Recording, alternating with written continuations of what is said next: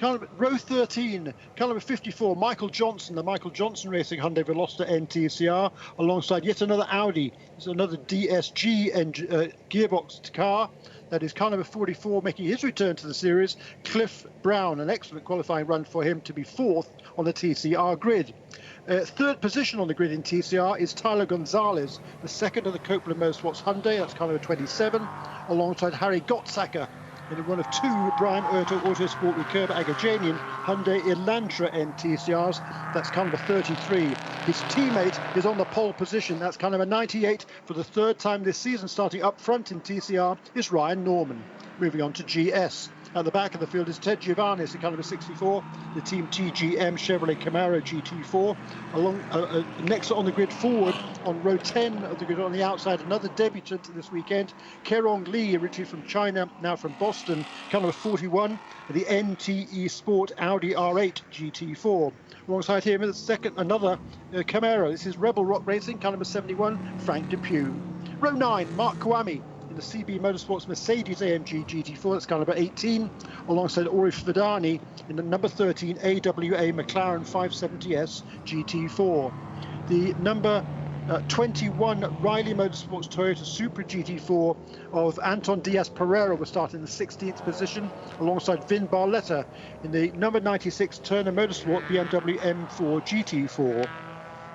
Row 7 is Brent Mosing, car number 65, the Murillo Racing Mercedes AMG GT4, alongside another debutant this weekend, a local driver, Wesley Slimp, in car number 9, the Goldcrest Motorsports Porsche 718 Cayman GT4 Club Sport.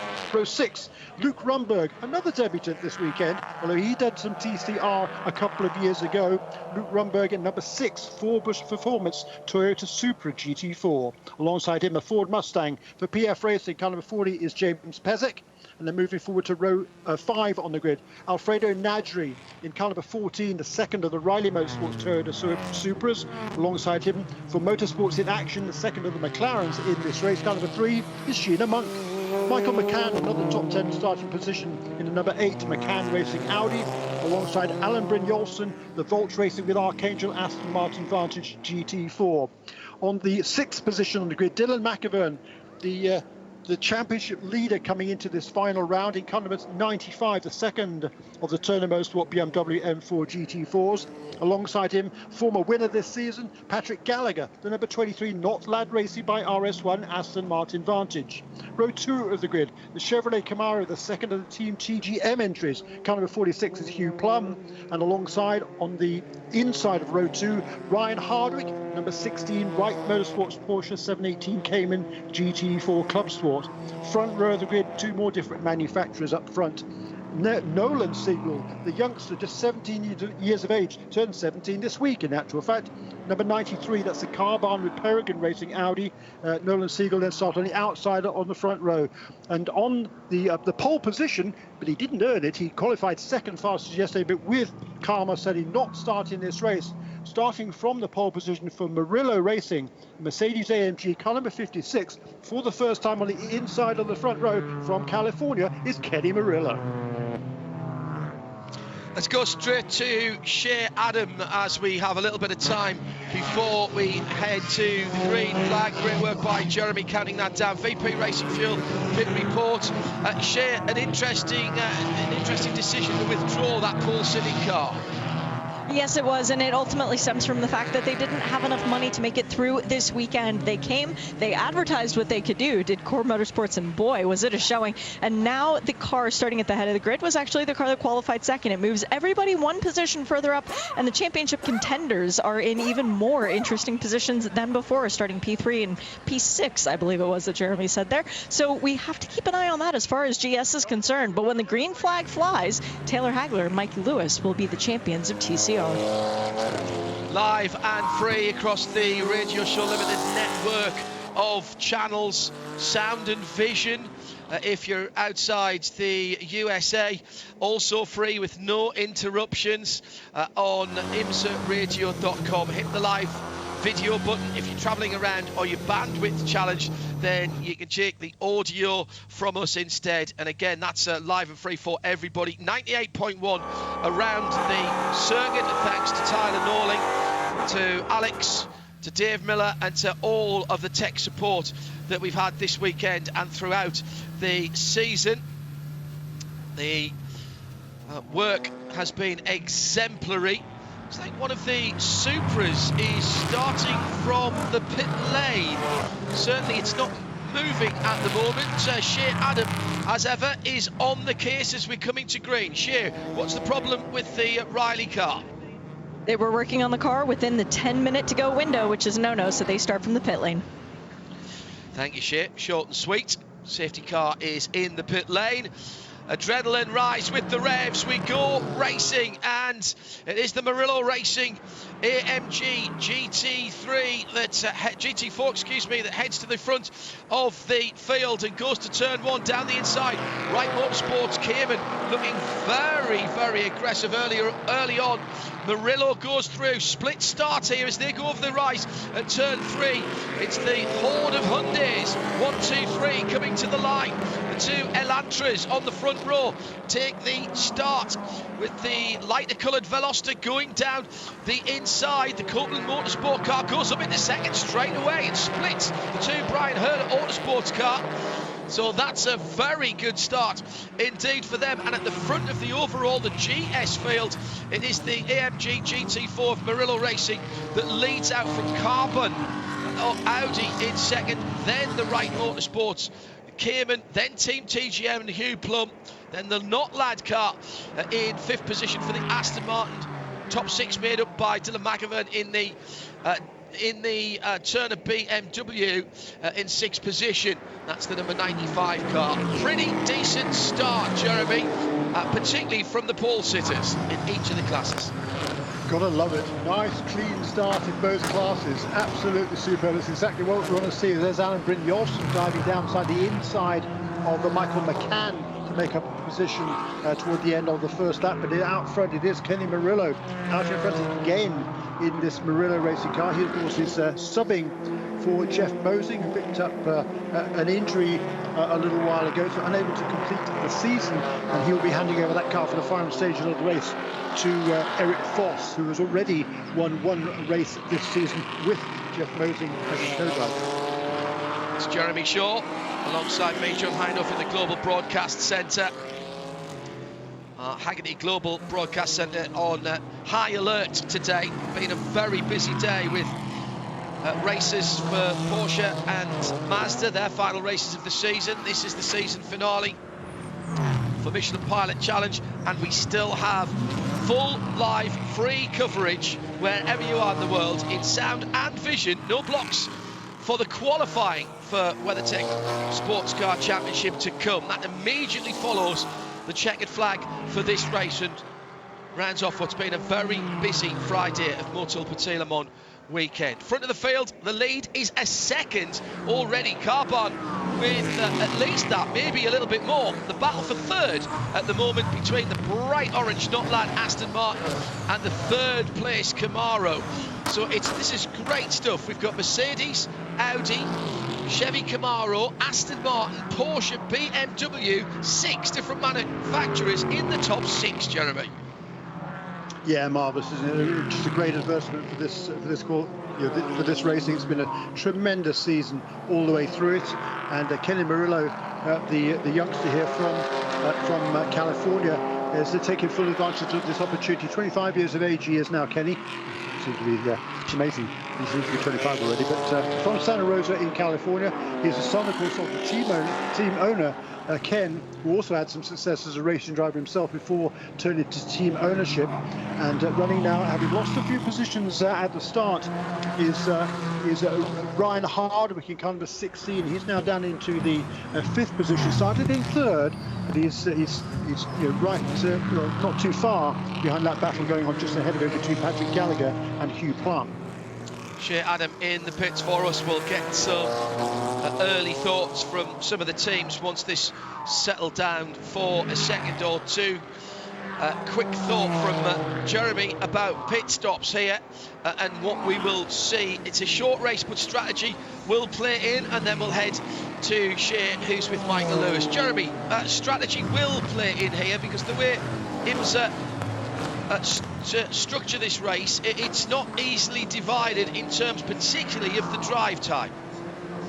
Yeah, that's right. The minimum drive time is 40 minutes, I think, during this race. So they have to fulfill that requirement. It's a 2-hour race, however, and the TCR cars can just about do an hour. The GS cars cannot. They can do sort of kind of 50 minutes or thereabouts. So when you make the pit stop, it's going to be very, very interesting as this race progresses, but a long, long time before we get to that. So let's head down to Shea Adam for our first in-race VP Racing Fuel pit lane reports, and she's with Michael Lewis as promised. With our first champion of the day. Michael, that was the longest pace lap of your life, wasn't it? Yeah, that was a pretty long pace lap. All we had to do was have Taylor go around and take the green flag, and it's pretty crazy to be able to wrap this championship up for Hyundai and Brian Hurd Autosport on the pace lap. It's your second championship for them with this team, the other one coming with Mark Wilkins in 2019. Is it a monkey off the back getting it out of the way early, and now you can focus on winning the race? It totally is a monkey off my back, you know, and Taylor's too. I mean, she's out there now, can just have some fun and not really worry about it. Maybe, you know, we can move up in class and see if we can go for a win here. So, yeah, it was really great to win it with Mark Wilkins in 2019. You know, we got 2 of these now, and it's all thanks to Brian Hurd Autosport and Hyundai. They gave Taylor and I a great Hyundai Veloster N race car, and you know, look what we've done with it. So thanks to the team to give us this, and thank you all the fans here for watching these races and coming out here this weekend. Keep an eye on the Hyundai when Michael's in it, though. He won this race last year. Shea Adam in the pit lane on the driver's left as you go down the front straight, just underneath the Michelin tower. And we have crowned our first champion. Michael Lewis, Taylor Hagler, Brian Hurd at Autosport with Kurt Agajanian, number 77 Hyundai Veloster are our TCR champions. Right, so that's out of the way, Jeremy. Now they can get down to some racing, as Michael said. Pretty good championship year for them. And again, it's been consistency, just getting the job done, taking the points on offer when they were there, and making sure that they finished the races. Yeah, that's the key is finishing the races. Yeah, Taylor, she's still learning this sport. She's getting quicker and quicker and quicker. But Michael, no question, he's a star in that team. He's got a lot more experience under his belt. He started off his career after quarter midgets and karting. He moved into Formula BMW, finished second in that championship, and then moved on into the Formula 3 series in Italy, finished second in that championship in 2011. So that was 10 years ago. He's made a career for himself, though. He won in 2014. He won the GT3 Cup Challenge in a Porsche in IMSA competition. Since then, he's been a stalwart in IMSA, and he's a very, very talented young man, still just 29 years of age, from Laguna Beach, California, and he is. You know, it's been a well-deserved championship with that team. I mean, they've been on the podium in the vast majority of the races. Only once this season have they finished outside the top 5. That's what wins championships. Yeah, exactly. So, Jeremy, exactly. So, hello to Moni Elysium, who's taking the day off work today, not in the Cube then, so tuned in on RS2, IMSA Radio, via IMSARadio.com. Hello to Fair Use, tuned in as well. If you're outside the US, don't forget, free, uninterrupted video to go with the IMSA Radio sound from Michelin Raceway Road Atlanta. Just hit the live video button if you are in the US and you'd like to choose our commentary. Thank you very much. Then it's just the listen live will take you to the player, and all available for free, as it has been for the whole season here in Michelin Pilot Challenge. So a couple of notes from the grid that we didn't have time to go through as we were going through the huge grid, Jeremy. Frank Depew has been struggling this week with a nasty stomach virus. He couldn't drive at all on Wednesday. Did feel a little bit better, but only managed a lap and a half. He has qualified, and he had to have an IV this morning, and he has decided to try and race in the Urban Grid Camaro, so we'll keep an eye on that. And Frank Depew, not nice to be in a race car. It's a fairly aggressive environment when you're in your race suit and your helmet, and if you're not feeling 100%, it's not a pleasant place to be, Jeremy. No, indeed, it's a lot of fun, but it's not. If you're not feeling at the top of your game, no, it can be very, very challenging indeed. So hats off there to Frank for doing that. Of course, he comes into this race with some momentum on his side. That team they had a good fourth place finish last time out at VIR, which might have been even better at one stage. But Frank Depew, through strategy, led the race for the first time. That was a really good experience for Frank, and he's using that momentum, or wanted to use that momentum coming into this weekend. As you say, sapped a little bit by not feeling too good, but I'm sure I hope he'll feel better once he's driven this car for a few laps in the race. So settling into a bit of a rhythm now at the front of the field. The leader has a 1.2 second gap, but the second place car, the Carbahn Audi with Nolan Siegel behind the wheel, has just turned the fastest GS lap of the race a couple of laps ago, 1:27.4, gap 1.2 seconds. In TCR, Brian Herter Autosport with a gap of 2.2 seconds to the Copeland light colour, the white Veloster, so it's the eggshell blue Brian Herter Autosport with the N branding on the side, N being the sport side of Hyundai's road car range. The Elantra, the sort of notchback hatchback, four-door, whereas the Veloster is the four-door coupe, two doors on the passenger side, one on the driver's side, plus the hatchback. Really clever bit of asymmetric design for that car. So Norman from Tyler Gonzalez, from Harry Gottsacker, those are your top three Hyundais in TCR. Expect the TCRs to go at pretty much half distance if we stay green. Certainly they can do the race on a single stop. Gaggle of them heading into turn one. For a moment there was three cars wide as the 77 has dropped further down the running for Brian Herter Autosport. Taylor Hagler, champions elect, just keeping out of trouble there, but sitting well inside the top runners. 13th position. Great grid of TCR cars this weekend, Jeremy. It has been growing race on race and hoping for even more next year. Yeah, it's been fantastic. I mean, really, really cool. The racing's been phenomenal between all the manufacturers, and the manufacturer battle is still up for grabs, by the way. Hyundai comes into this weekend with only a 40-point lead over Audi. 4 points in old numbers. We've got 10 times as many points on offer this year for some reason. Still escapes me. And Honda is, I don't think they can't quite win it, but they're only 50 points further back as well. Alfa Romeo, they've won the race. All four manufacturers have been on the top step of the podium this season in TCR, and the racing all the way through the year has been absolutely phenomenal. There's Mikey Taylor's car. The car that Mikey Taylor will drive later on. It's number 17, Unitronics JDC Miller Motorsports engine car number 17, working his way up the order after that problem the car suffered in qualifying. Tyler Hagler just sitting in behind that battle in 13th position, and off for the 6th place TCR, the bright orange Hyundai.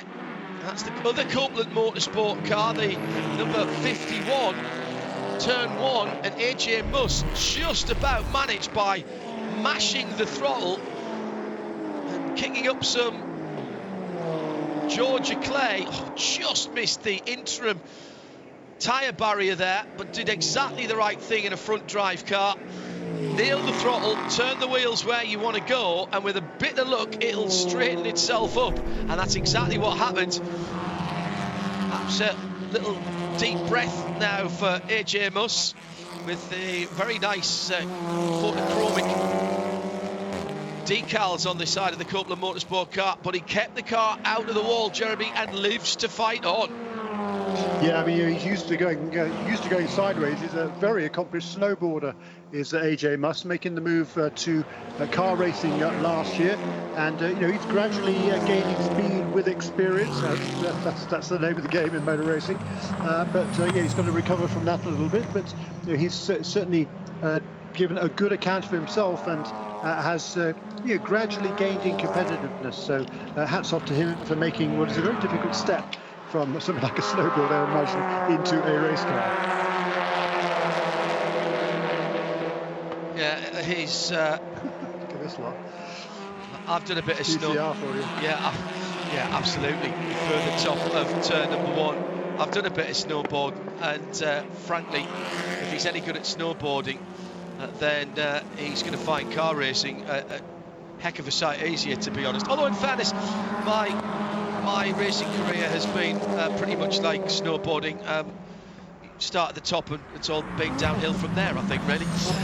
Down towards turn 6, the Alpha leads a huge gaggle of TCR cars. Been an up and down season for that Alpha. Giulietta Veloce, Roy Block has started that car, sitting just in 6th position in the TCR. That's pretty good. Got Michael Johnson ahead of him, Marco Cironi behind him in one of the Audis, the sequential gearbox RS3, and then Kobe Shield in behind there for Hyundai, and Gavin Ernstone for the dark grey 61 Audi is up there as well, just ahead of Chris Miller. That was the gaggle of cars that went over the top of the skyline at turns 2, 3 a moment or two ago. But a nice, steady, rhythmic opening to this race, Jeremy. 15 minutes down, so the first quarter of an hour in the book now, and that what we've seen now, being nice and clean, that pleases us, but more importantly, it'll please everybody back on the pit wall. Yeah, it will, won't it? No question about that. On board here with the number 94 car, that is Tyler Stone from Homewood in Atlanta, in Alabama, excuse me. So not a million miles away here from Michelin Raceway Road Atlanta. He's making his return to the series, his first race of the season. He'll be sharing that number 94 car with Ryan Eversley, who was in the championship contention earlier this year, but unfortunately falling out of it. Generally driving this car with Ryan Eversley would be Brian Henderson, but he's forced to miss this race for a very good reason, because his wife is expecting their first child. So congratulations to the Hendersons. Hope everything goes well there. I don't think it's quite been delivered yet, but very best wishes to the Henderson family. 3 across the track, Audis to the 4 on the back straight. 1, 2, 3 RS3s, and right in there a whole gaggle of Hyundais as well, down towards the bottom of the hill and that heavy braking area. Ernstone tries to go down the inside of the number 17. That was a pass for position. Gavin Ernstone and Chris Miller having a bit of a scrap. Miller forces his way through. Ernstone trying to fight his way back, but the yellow and white car has gone through. And the Alpha into turn 1 with one of the GT4 cars behind it. Now that must be... who is that coming back through the field? I'll check that out for you in a moment, as that car was slightly out of position. Meantime, at the front of the field and in relatively elegant isolation, the metallic copper and black of the number 56 driving over the top at the moment down into the S's. All of a sudden 7.5 seconds to the good. We'll keep an eye on that as Shea Adam brings us a VP Racing Fuel pit report. She's at Turner Motorsport with Bill Power, Bill Oberlin. Bill, going for a championship here today. You're right behind the car that's chasing you in points. Is that a comfortable place for you and Dylan to be sitting? I think where we are now, that puts us in the win spot, right? But I imagine the complexion of this race is going to change a lot when Jan Halen gets in and I get in. I would love it to just stay right where it's at. I think we'd be happy there. Who knows how this is going to turn out? I have no idea. Just the weird thing is, I wish there was a race ender in VIR where our car was awesome. Here, it's a little bit more of a challenge, and in the engineering side in the background, we're trying to come up with all the little tricks on the pit stops and how to get out in front or how to stay out in front, how to utilize Robbie's car. So we have a couple of bullets in the chamber, right? But all of that goes out the window when you climb in the car, and we're just going to see how it goes. Well, you mentioned bullet in the chamber. Having Robbie Foley, your longtime partner in crime, in another car, how much does that assist you when you're on the track? It all depends. I mean, if Robbie was leading the race, that'd be great, because that would take points away from the Jan Helen's car, right? And Robbie's even to the point, he's all, should we be on the same radio channel so we could talk? I go, what do you want me to do? I'm just going to say something. Looks like there's a full course caution, huh? Yeah, so, we'll see what happens now. The strat, now it begins, right? Good luck, Bill. Thank you.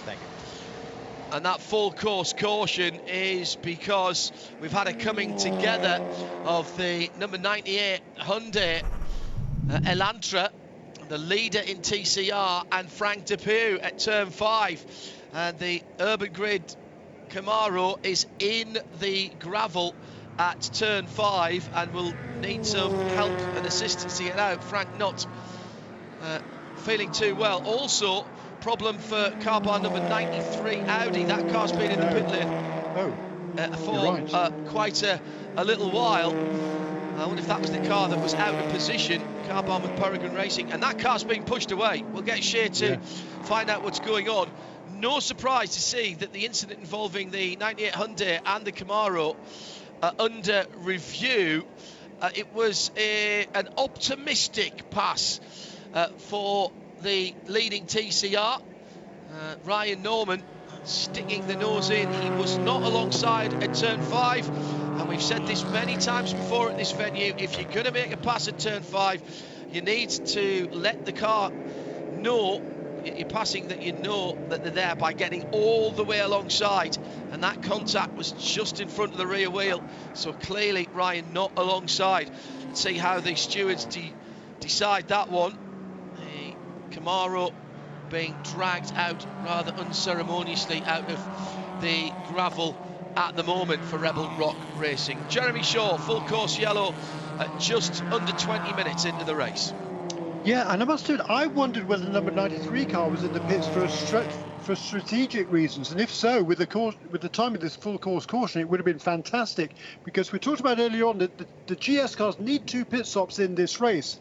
If he'd come in there, if that had been a routine stop, he would have got out still on the lead lap, and then he would have caught up to the back of the field, and that could have well have played out in his favour for the second half of the race when he handed over to the former series champion Tyler McQuarrie. Unfortunately, it seems to be a more of a problem for that number 93 car, as you say, just got behind the wall, having been running in second place. A great run for Nolan Siegel in the early stages. The incident, you described it absolutely perfectly, John. I think I'd be surprised if there wasn't a penalty called there on Ryan Norman. Look, in that situation, even though the TCR car it might be a second a lap quicker than the Chevrolet Camaro, even though the Camaro is in a different class, you've got to be patient. You've just got to wait your time. Yes, you're going to lose time going up there, but so is the guy behind you, and so you've got to bear that in mind.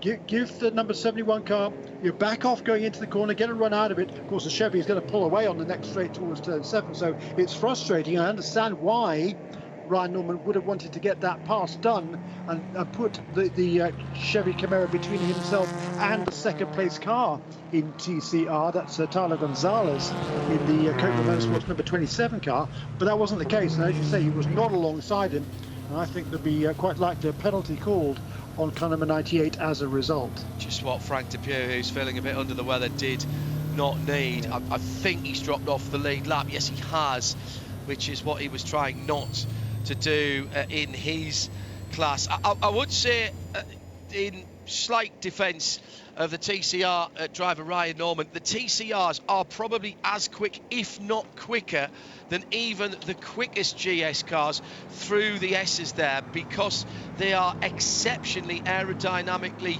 efficient, and they've got quite a bit of downforce.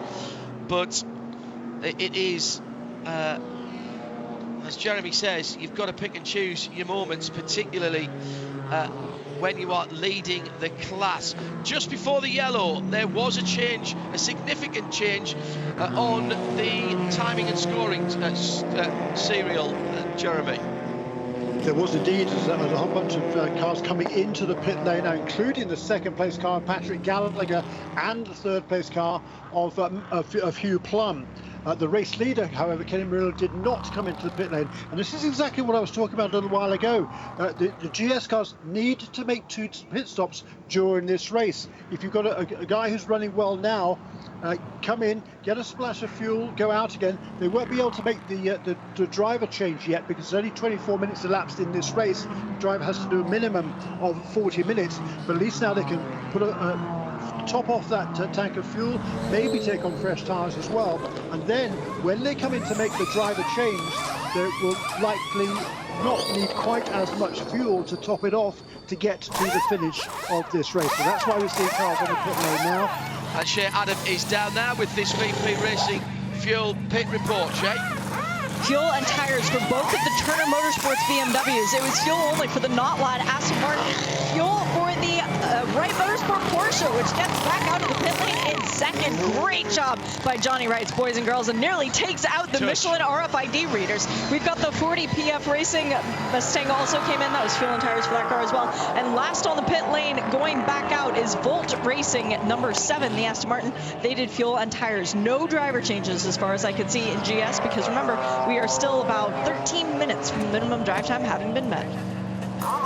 There was a touch between the Wright Porsche and the PF Mustang as they went through the narrowing exit through the RFID reader for the smart tyres. On the Michelin tyres, all have RFID chips in. Gone are the days where you had a little bit of orange chalk, Jeremy, to say which car it was and how many sets it's used. That's all automated now, and there was just a little bit of rubbing. Looks like there was a problem for the Notlad number 23. Yeah, they're going to get a penalty. Fuel hose was attached, and that could have been much worse than it was. It's taking the dry brake out of the car. That's what it's meant to do.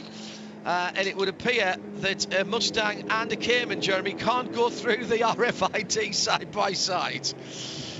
Yeah, lesson learned there. And here's another replay of the incident between Ryan Norman and Frank Depew. And Frank Depew certainly wasn't doing anything wrong there. And yeah, it was an impatient move. No action, I think, by the TCR leader. No action from race control for that. Seriously? That's what I'm seeing. Up on the curb, Ryan Norman couldn't have gone any further left, I'll give him that, but okay. Now, yeah, there was just a little touch between the bright pink number 40 PF Mustang and the Wright Porsche Cayman.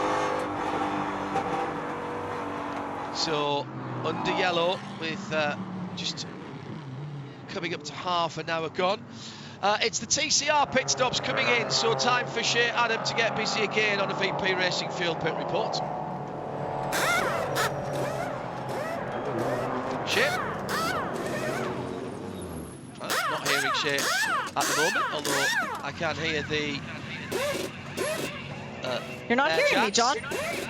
Oh, there you are. Yes, there you are. You just popped Excellent. up. Well, we've got a slew of Hyundais at the pit out end of things. The Elantras hit their boxes first, the number 98 fuel and front tires. Same thing for the 33. So Harry Gottsacker getting some new rubber to go out there. The first car back off the pit lane is the 17 Audi for JDC Miller Motorsport. They did fuel on that car. I did not see tires. The 2 Hyundais, actually the 4 Hyundais are all still in their spots. They are still waiting. They did fuel and tires with all of those cars. Further back down the pit lane, though, everybody else is cleared out except for one of the Hyundais, and that is the CB Motorsports Hyundai, which is now having a little bit of issue leaving its pit box. But it looked like the Hyundais were the only cars that did fuel and tires. Everybody else just did a splash. It was a problem for Tyler Hagler, who went far too long in the pit box. There's 1 or 2 people having to be shuffled around.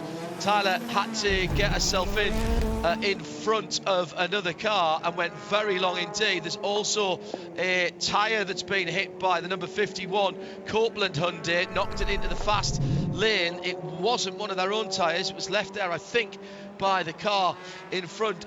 Much tighter than I remember it, Shea, in the pit lane to drivers left underneath the Michelin tyres. It took a good 3 or 4 seconds to push the 77 Hyundai Championship elect car back to its spot. It is very tight when they all come in together.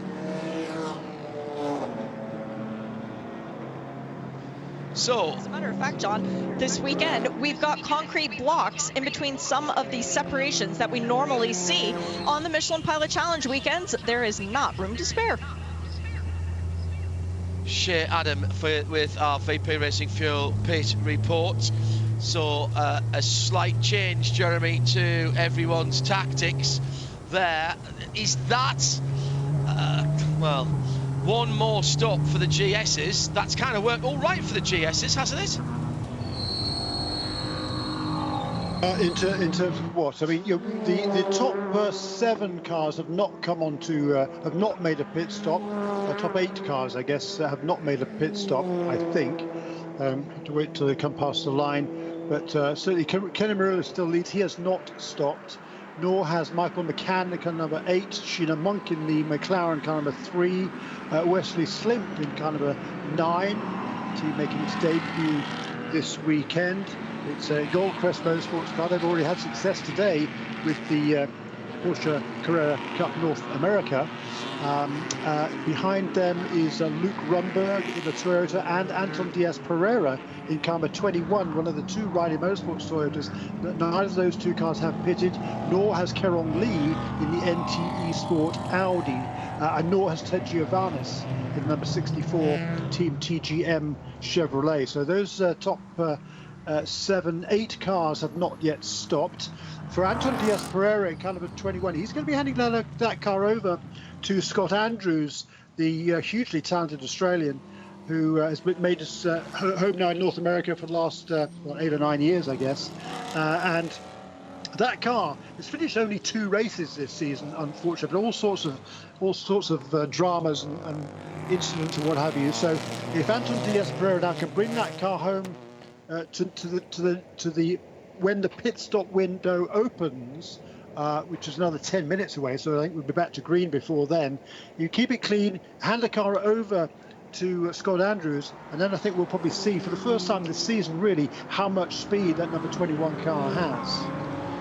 Yeah, that's a good point. Jeremy Shaw is in the Haggerty Global Broadcast Centre with me, John Hindhaugh. 98.1 FM around the circuit here at Michelin Raceway Road Atlanta, around the world on RS2, IMSA Radio via IMSARadio.com. And if you're outside the US, we've got sound and vision for you there as well.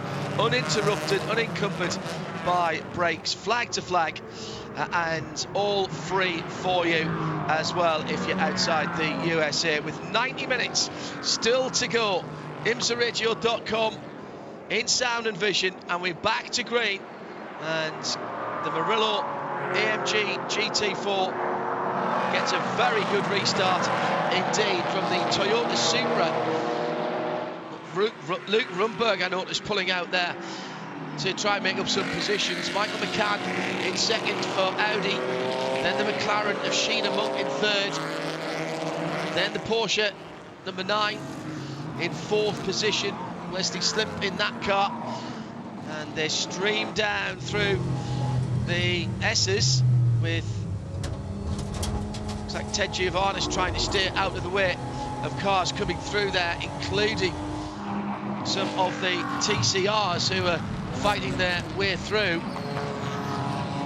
Really big action there. The NTE Sport Audi going through as well, the number 41 car, and off for the, oh, this is terrible news for the JDC Unitronic 17 Audi. This will be another full course yellow unless we can get some traction at the front of that car. That was 4th position for Chris Miller in TCR turn 6, and the caution is out. Hold your positions, ladies and gentlemen.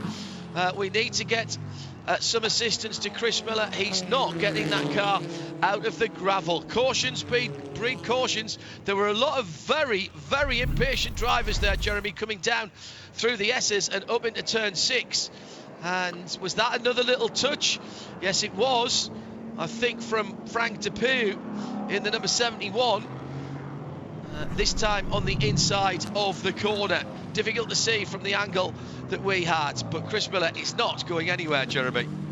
No, he's not. And Frank Depew was trying to get out of the way there. He was right on the inside of the corner, and I think he certainly you can't blame him for that one. The number 17 car, Chris Miller, was going around the outside. I think he might have just clipped the Chevy as he went around the outside of him there. Thought he'd cleared him, but hadn't. And that little tip sent him into a spin and into the gravel. That's a great shame for him. And we've got 33 minutes have gone in this race. So the pit stop window, the mandatory driver time has not yet been met by anybody in this race. They have to do 40 minutes. So I don't think this is going to be a short caution. So the pits will not be open because it was within 15 minutes of going back to green. So this will be a short yellow. We won't have all the pit stop sequences.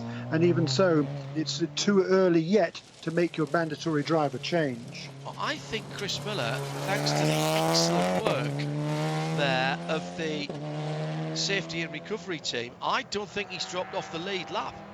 In fact, I'm pretty sure he hasn't. He's lost a lot of real estate, but the safety car is only just coming round turn 7 and he's already on the back straight, so he will be able to go back around and get on the tail end of the field. Has he lost road position and a bit of real estate? Yes, he has, but he's still crucially on the lead lap in TCR.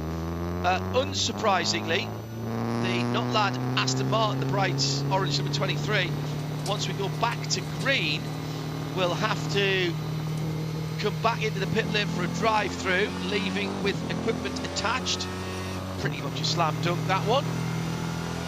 And the incident involving the Rebel Rock Camaro and the number 17 Unitronic JDC car is under investigation. I think Frank Depew might feel a little aggrieved if he gets penalised for that when he wasn't the aggressor again and the DC car was cutting across the front of him after he'd been tipped into the gravel at turn 5 early on.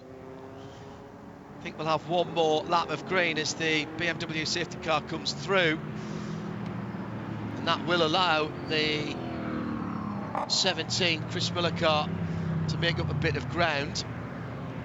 Just coming down to the start-finish line now. Yeah, you're right, that car did not lose a lap, so that's very good. Big break for that team. Very, very smart work by the recovery team that are based at, I'm guessing the nearest truck would have been at turn 5 at that cutout there, Jeremy, and they hustled on down there and got that Audi dragged out and pointing in the right direction before the safety car came around. Just before, mind you, but before is before.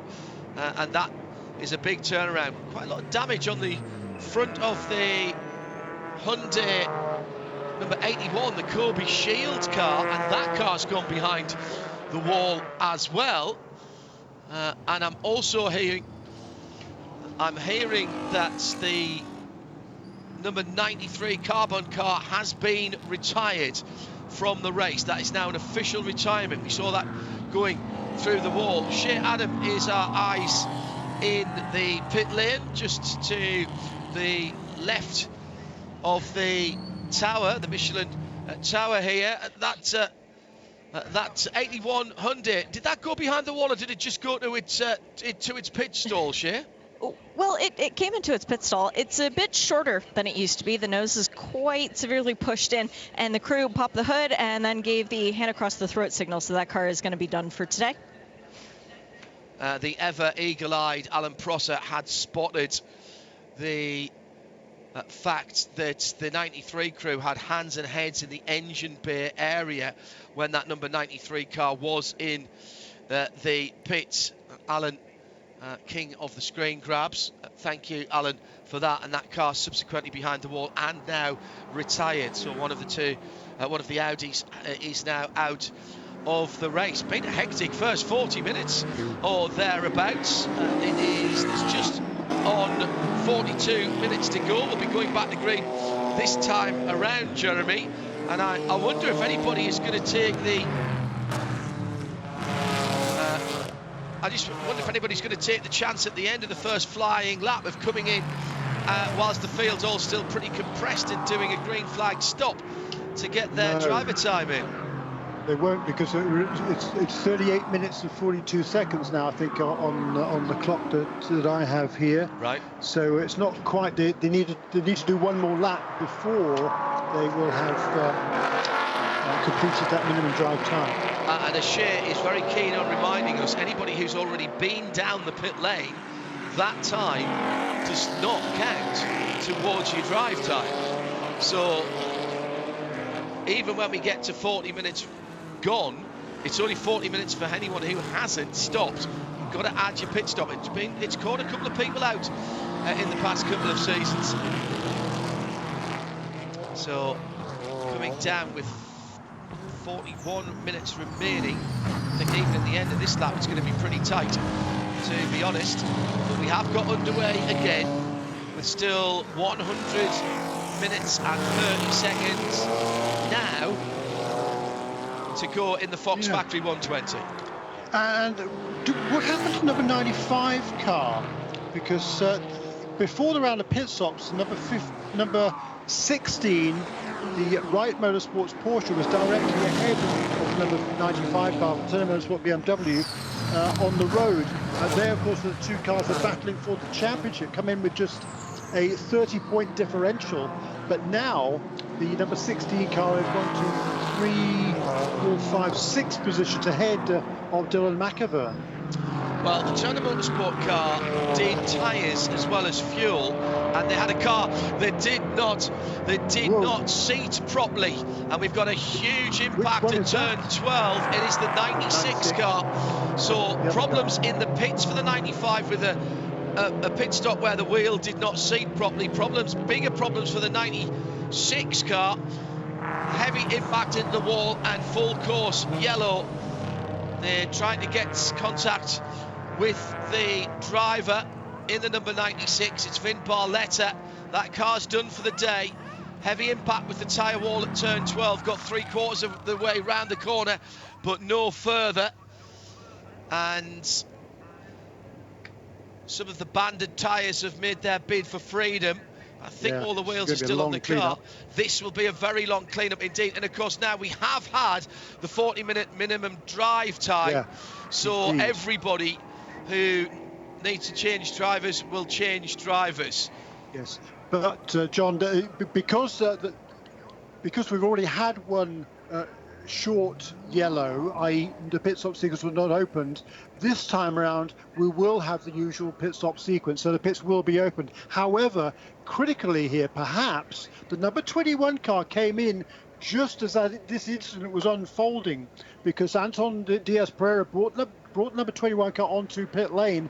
His 40 minutes had expired, so he's completed his minimum drive time, and I believe that Scott Andrews, I think he had, and Scott Andrews will be at the wheel of that car, and I think he's going to be able to get out and still on the lead lap. So when everybody else pits in GS, Scott Andrews is going to move himself to the front of the field. Vin Barletta getting out under his own steam. That was a big shunt. Yeah, that's good to see. The tyre stacks, we've said this so many times before, they perhaps don't look very technically clever, but my goodness, they do the job. He got sideswiped there by the Volt Racing Aston Martin coming through turn 12. The Aston Martin clipped the inside curb, which bounced him into the Turner car. Turner had given, Barletta had given the Volt Aston Martin with Brynjolfsson at the wheel plenty of room on the inside, but Brynjolfsson up on the curb. And fortunately for Vin, he did catch the tyres and not the unprotected wall. Tyres might not look very technical and high-tech, but they do dissipate the energy. It was the slightest of touches, but that's all you need there. It's super quick. Vin just getting straightened up, bouncing over the yellow and blue curbs on the outside of turn 12, and went straight to the scene of the accident at virtually unabated speed. No intent there from Adam Brynjolfsson, but a slight mistake on his part that sent him into the Turner BMW. Yeah, I mean, Vin Barletta, I think they were just really unfortunate in that situation. I mean, he must have sensed or heard or felt that the number 7 car was making that pass.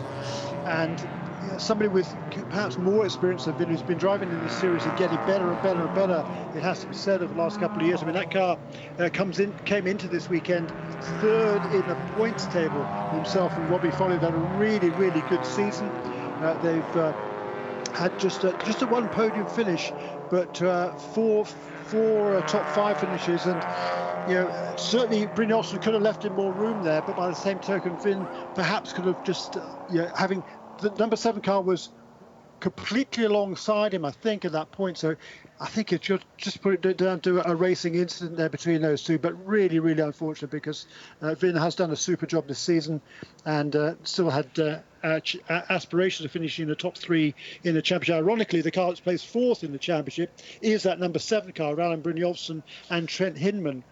They are 140 points behind coming into this race, but with so many cars here, I think that could be the costly for the number 96 machine. There is a bump right at the apex of turn 12, which doesn't help in those situations. I do think if Brynjolfsson hadn't hit the curb, we wouldn't have had that accident. He just took a little bit too much to the curb. That straightened out the Aston, which then got a little bit of a slide on, and that's what it made the finest of touches, the smallest of touches, but that was enough at that speed. And when you're leaning on that left-hand side of the car so much through, that's a very, very quick corner. But Vin's all right. He'll be disappointed, but he is all right. Dave Alcock, among many, have tweeted at.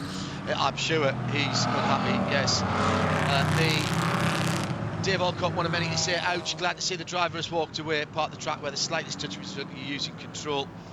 I've hit the barrier so often there when sim racing. Yeah, absolutely right.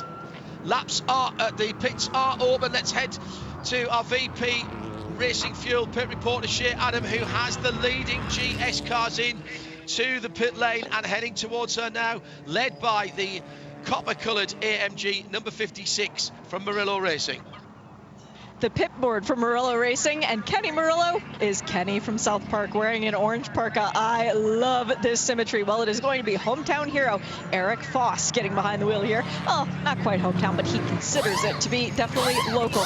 We've got the number 3 Mia McLaren into the pit lane as well. That's Spencer Piggott taking over for the 16 Wright Motorsport Porsche. That is Jan Halen jumping aboard that car. Fuel and tires for the Porsche. Fuel and tires for the number 7 Volt Racing Aston Martin, as well as that car is being taken over by Jan Halen's teammate Trent Hinman. So that's a little bit of fun. We've got the 95 Trent Motorsport BMW into the pits. Fuel and tires for Bill Oberlin. It looks like they did the right side the last time around. They're doing the left this side. Not a full fuel load for them. The number 40 PF Racing Mustang, first car back off the pit lane. They came in during the last opportunity as well, so I wonder if they just went with fuel again. Second car rolling off the pits, 95 Trent Motorsport BMW. Third car out is Murillo Racing. Fourth car is Team TGM, number 46. That was Plum handing over to Plum. The fuel and tires for them as well. Still waiting on the tire change for the Wright Motorsport Porsche. This is the car that is second in the championship and still fighting in contention. They get out ahead, just ahead of Andrew Davis in the 8 Macon Racing Audi. And other than that, I think we only had a few cars staying out of the pit lane, including the 13 AWA McLaren and the 21 Toyota Supra, which, remember, started this race. Oh no, that was the 14 car, excuse me. So a bit of a turnaround there in that pit stop. Murillo came in first, went out, I made it third, and I think that's how Shea called it as well. It'll be a lengthy clean-up down at the exit of turn 12. Tyre stacks needing to be changed. It's a little bit of housekeeping here.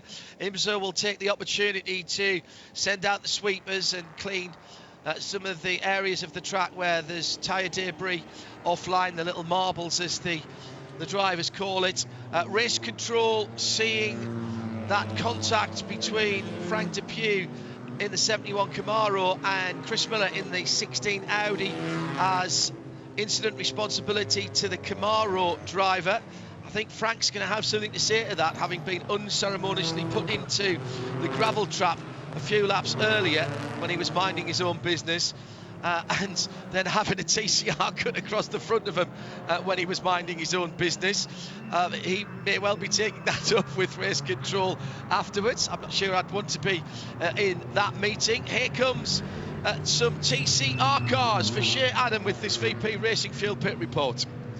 Okay, so the last time we had the TCR cars in the pit lanes, the one that did come down, we had the Hyundais do 2 tires and fuel, whereas the Hondas did fuel only, and the Audis, I don't believe, actually even came down the pit lane. So this is going to be a very interesting stop. The first car to hit its box is the 27 Copeland Motorsport Hyundai. That is Tyler handing over to Tyler. We've got the 61 Road Checker Racing Audi, and they are doing front tires on this Audi, and it's John Morley taking over for Gavin Ernstone. The Alpha is in. This is going to be 2 tires and a driver change. It's Tim Lewis Jr. taking over for Roy Block. And for the Hyundais, because we do have a horde of them all pitted together, the 77 is in. That's Michael Lewis taking over for Taylor Hagler. We've got the 54 in Michael Johnson. That it will be a driver change. Steven Simpson taking over for that car. Copeland Motorsports back out and running. We've got the 33 Hyundai in. It looks like they're doing rear tires on this car. This is a rare occurrence. Mark Wilkins will have new rear tires to go out and play. And for the 98, that is Parker Chase leaving. He leaves pit lane second. The first car out is the Alpha.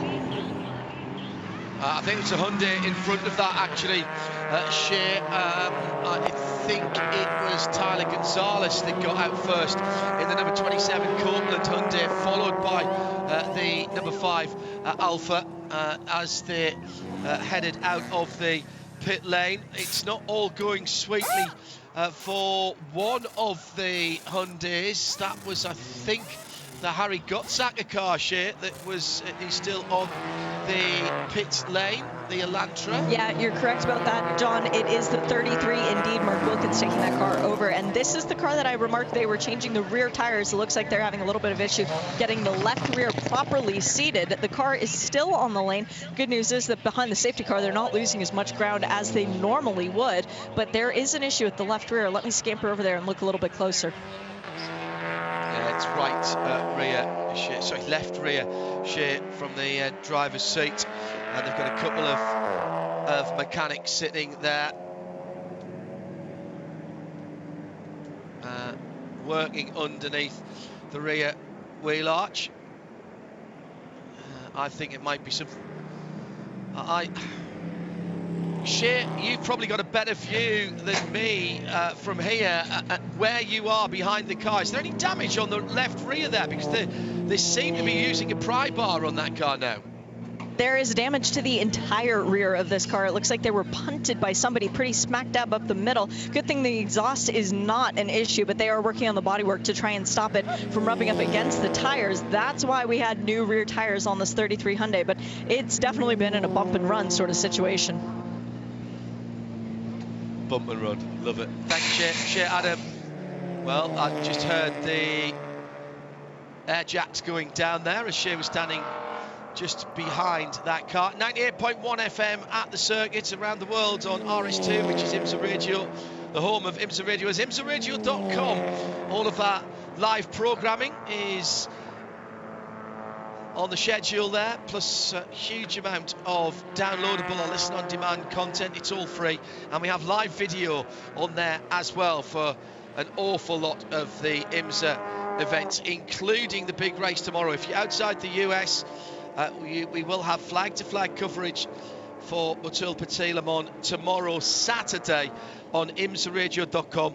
Video, and if you just desire the sound, if you're moving around, we don't like you watching it if you're in the car, but you can link, of course, your smartphone and have the audio direct to your car speakers. imsaradio.com, where all of the IMSA content is only a couple of clicks away. Been a busy season as well. There's an awful lot on there if you want to catch up with any of the races earlier on in the season. And would just point you as well to an event not tomorrow, but next week, 7 days away. IMSA involved in the organisation of the first Creventic contiguous 24 hours. It's at Sebring. It's Thursday, Friday and Saturday next week, and we'll have coverage of that over on our sister channel RS1 via radiolemans.com. It's all free, sound and vision, Thursday, Friday and Saturday. The race itself is Friday into Saturday. Got some support from the Radical Cup USA as well. Nick Damon and Andrew Marriott will be leading the team on site down at Sebring for that. That's next weekend, Thursday, Friday and Saturday, under IMSA sanction. And congratulations to IMSA and Creventic for getting that together. A 24-hour race, a straight-through 24-hour race for the first time for Creventic on the North American continent. It was 4 years ago today when we were at COTA for the split 24-hour race, and we're back next weekend. Shea Adam is patrolling the pit lane for us. Let's pick up some driver comments from that hectic first part of the race. She's down with Hyundai driver Harry Gottsacker. Harry, I've got to ask, your car, the rear, is quite a bit shorter, and I noticed that there was a CB Motorsport Hyundai that was also a bit shorter in the front. Where did that impact happen? Yeah, unfortunately, there was some contact underneath that yellow. Checking up for one of the safety vehicles, the Bacon car ended up making contact with the rear of my car, unfortunately. But our Hyundai's a tough car. Our launcher ends, fast car too, so maybe we can get our lap back and get the win today. Yeah, you've got Mark Wilkins as a co-driver in the car to the end of this one. Just thinking about the damage in the back of the car, the exhaust is unharmed, so if you can get the bodywork out of the way, it should be okay, right? Yeah, I definitely think our car is going to be okay from here on out. Our guys, everyone at Brian Hurta Autosport did a great job on that pit stop to get it back rolling, and let's see what we can do. Good luck. Thank you. VP Racing pit report from Shea Adam with Harry Gottsacker and that number 33 Hyundai Elantra. Well, that was an interesting one. Contact under the safety car, coming down to just about half distance, Jeremy. And another full course yellow. That is our third. This is our third appearance of the safety car. Actually, we did all right, didn't we, at the beginning? We'd had around about 18 and a half, 19 minutes of green flag running. Since then, we've only had, I think, a couple of laps of green flag running as we head towards 64 minutes to go.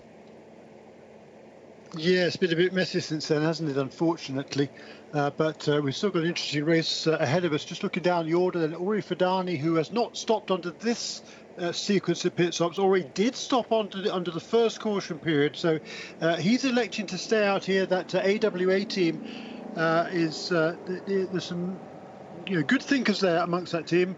Andrew Wojcicki there is the team principal at AWA with that McLaren. He'll be handing over that car to Kuno Whitmer, but I'm sure the thinking is here, this is going to be a lengthy caution period, certainly, and they figured that because of that, they might be able to stay out long enough, take on their fuel and driver change, and then Kuno Whitmer can go to the end from there. But the question is, when are we going back to green, and will the other GS cars need another pit stop as well? So all sorts of question marks that will be answered over the final 56 minutes of this race. In also interesting, the number 23 car, Stephen McAleer, now is at the wheel of that Aston Martin, the Not Lad raced by RS1 entry, car number 23, taken over from Patrick Gallagher. That car still owes us a drive-through penalty. It did not serve it, I don't think, well, it didn't, before we went back to yellow again. So that car does owe us a penalty. In the championship stakes right now, Bill Oberlin is in 4th position, and the number 16 car of who's driving now? 16 car. Jan Halen, excuse me, is in 10th place.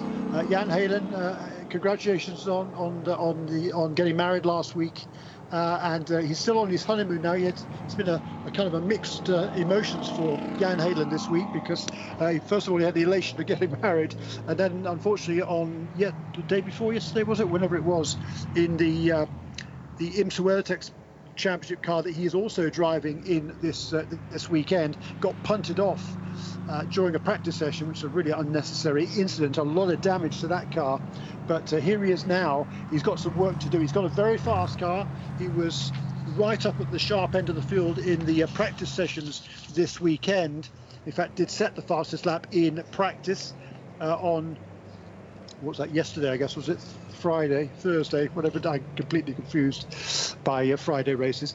So he's got a fast car, has Jan Heylen, but he's in 10th position, and a guy called Bill Oblin, who has a little bit of success in sports cars over the years, is in 4th. So first of all, Jan Heylen's got to catch him and then overtake him, because coming into this weekend, Bill Oblin BMW has a 30-point edge over the Porsche. So if Bill Oblin can stay within a position or perhaps 2 of the Porsche at the end of the race, that will be good enough for the Turner Motorsport BMW team to clinch that championship. So coming down to the half distance mark, we're still behind the safety car with work still going on at turn 12. I'm just wondering, Jeremy, if any of the TCRs that aren't right at the very sharp end of the field with the class split ongoing might, once that class split has happened, might just dive into the pits and grim Phil and go to the end from here. I don't think they'll need to, John. I think they can probably get to the end from now in any case. Okay. They stopped, 3 laps ago. It's been all caution since then. We're not going to be going green yet, I think, for another few laps. So we're just seconds away from the 1 hour mark. And they are still working down there on that tire wall, I think, aren't they, at turn 12. So it's going to be a few more laps yet. I think they can probably get to the end from here. So I don't believe the TCR cars, if we stay out for another, let's say, couple of laps of caution, I don't think they're going to need to stop again. For GS cars, though, that's much more of a question mark. They will definitely need some more caution if the cars that have already stopped, which is all except the number 13 car, effectively, in order for them not to need another splash before the end of the race. So really interesting to see how this pans out. But of course, the rebuilding work there on the tyre wall is still ongoing in turn 12.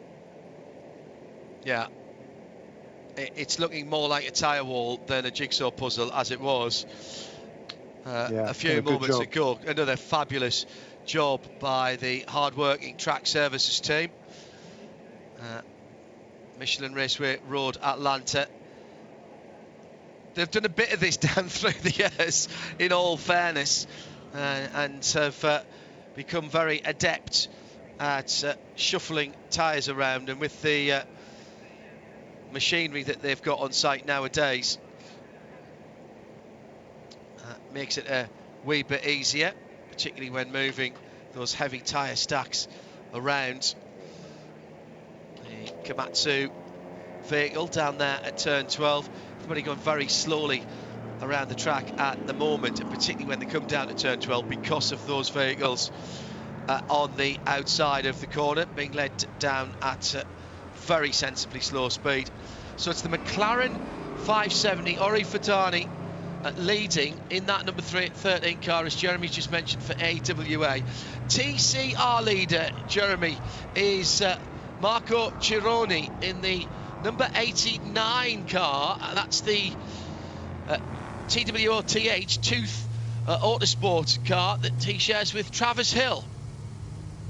Indeed so, and that is the only car, I believe, that's the only car in the field that has not yet made a pit stop. So he's circled his way through to the front. That's the good news. The bad news is they're definitely going to have to stop, and I don't think anybody else is probably in TCR, so they're going to fall to the back. But still cool to see that car up front. Great to see that team, Tooth Autosport, back in the IMSA Michelin Pilot Challenge. They've kind of dipped a toe in the water with a race or two over the last couple of years. Aside from that, they've been successful in the Canadian Touring Car Championship, a Canadian-based team. And Marco Cironi, he was born in Rome, but has made the Toronto area of Canada his home for many, many years. Sharing a car this weekend from Travis Hill from Ottawa. And Marco, huge amount of success, particularly in Porsche racing north of the border. And he will very much enjoy running at the front, and you'll hope, I think, that he can run a few races under green at the front before he has to come and make a pit stop. Couple of pit callers there, Jeremy. Shea Adam was watching it. Both of the Riley Super GRs and Ori Fadani coming in that time. Shea Adam was watching those stops. It was fuel only for Scott Andrews in the 21 Riley Toyota, but it was fuel and, right side tires for the 14, the sister car. Pierre Kleinebing staying aboard there. And we did get that AWA McLaren into the pit lane. It is Kuda Whitmer aboard with 4 new Michelin stickers. That's interesting. Very interesting. With 56 minutes to go, Jeremy, as they came out of the pits. I think it's a reasonable even money bet. We might get a bit more yellow before the end of the race. We've seen some extraordinary fuel stretching from GS runners in this season. It's not going to be easy, but with just under 56 minutes to go, you might want to roll the dice if you haven't got track position right now in GS. Yeah, and of course the number 21 car did have track position. Number 13 car definitely needed to stop in any case, no question about that, because they did not pit under this previous sequence, but everybody else did. Interesting, number 21 car. That was in, remember, a couple of laps before. That came in just before we went to this latest full course caution. So he was looking in good shape there, but clearly Bill Riley has reckoned that they did not have enough fuel to get to the end without saving massively.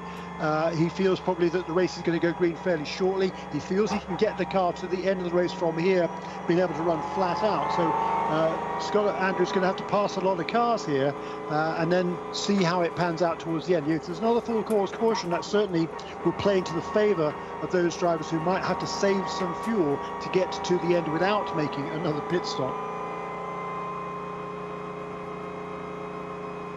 So that's Jeremy Shaw in the Hagerty Global Broadcast Centre. Our broadcast team, Jeremy Shea, myself, need to pick some Michelin moments of the race for the final time this season. One in GS and one in the TCR category. They'll get a complimentary set of tyres from Michelin. We're looking for something that has changed the course of the race or has stood out. Difficult to see anything in that first part of the race so far. It's been a bit bitty. Let's hope we get something, Jeremy, that we can talk about in the next 55, 56 minutes. Yeah, I'll certainly drink to that. Seeing some TCR cars into the pits now as well, including that Tooth Autosport entry. So Marco Tironi will give up the lead. Also into the pits is Mason Filippi in the number 51 Copeland Motorsports Hyundai car number 51, alongside also Stephen Simpson coming in for fuel in number 54 Michael Johnson Racing Hyundai, run by the Brian Head Autosport team. So still waiting for the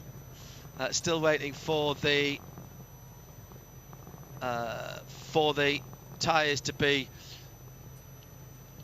replaced at turn 12. I don't think we're too far away. He's behind the wheel of the Speedworks car at the moment. I think they were waving to the marshals around the track, which was a nice touch. It's Ryan Eversley, isn't it, behind the wheel of that car? He's a character.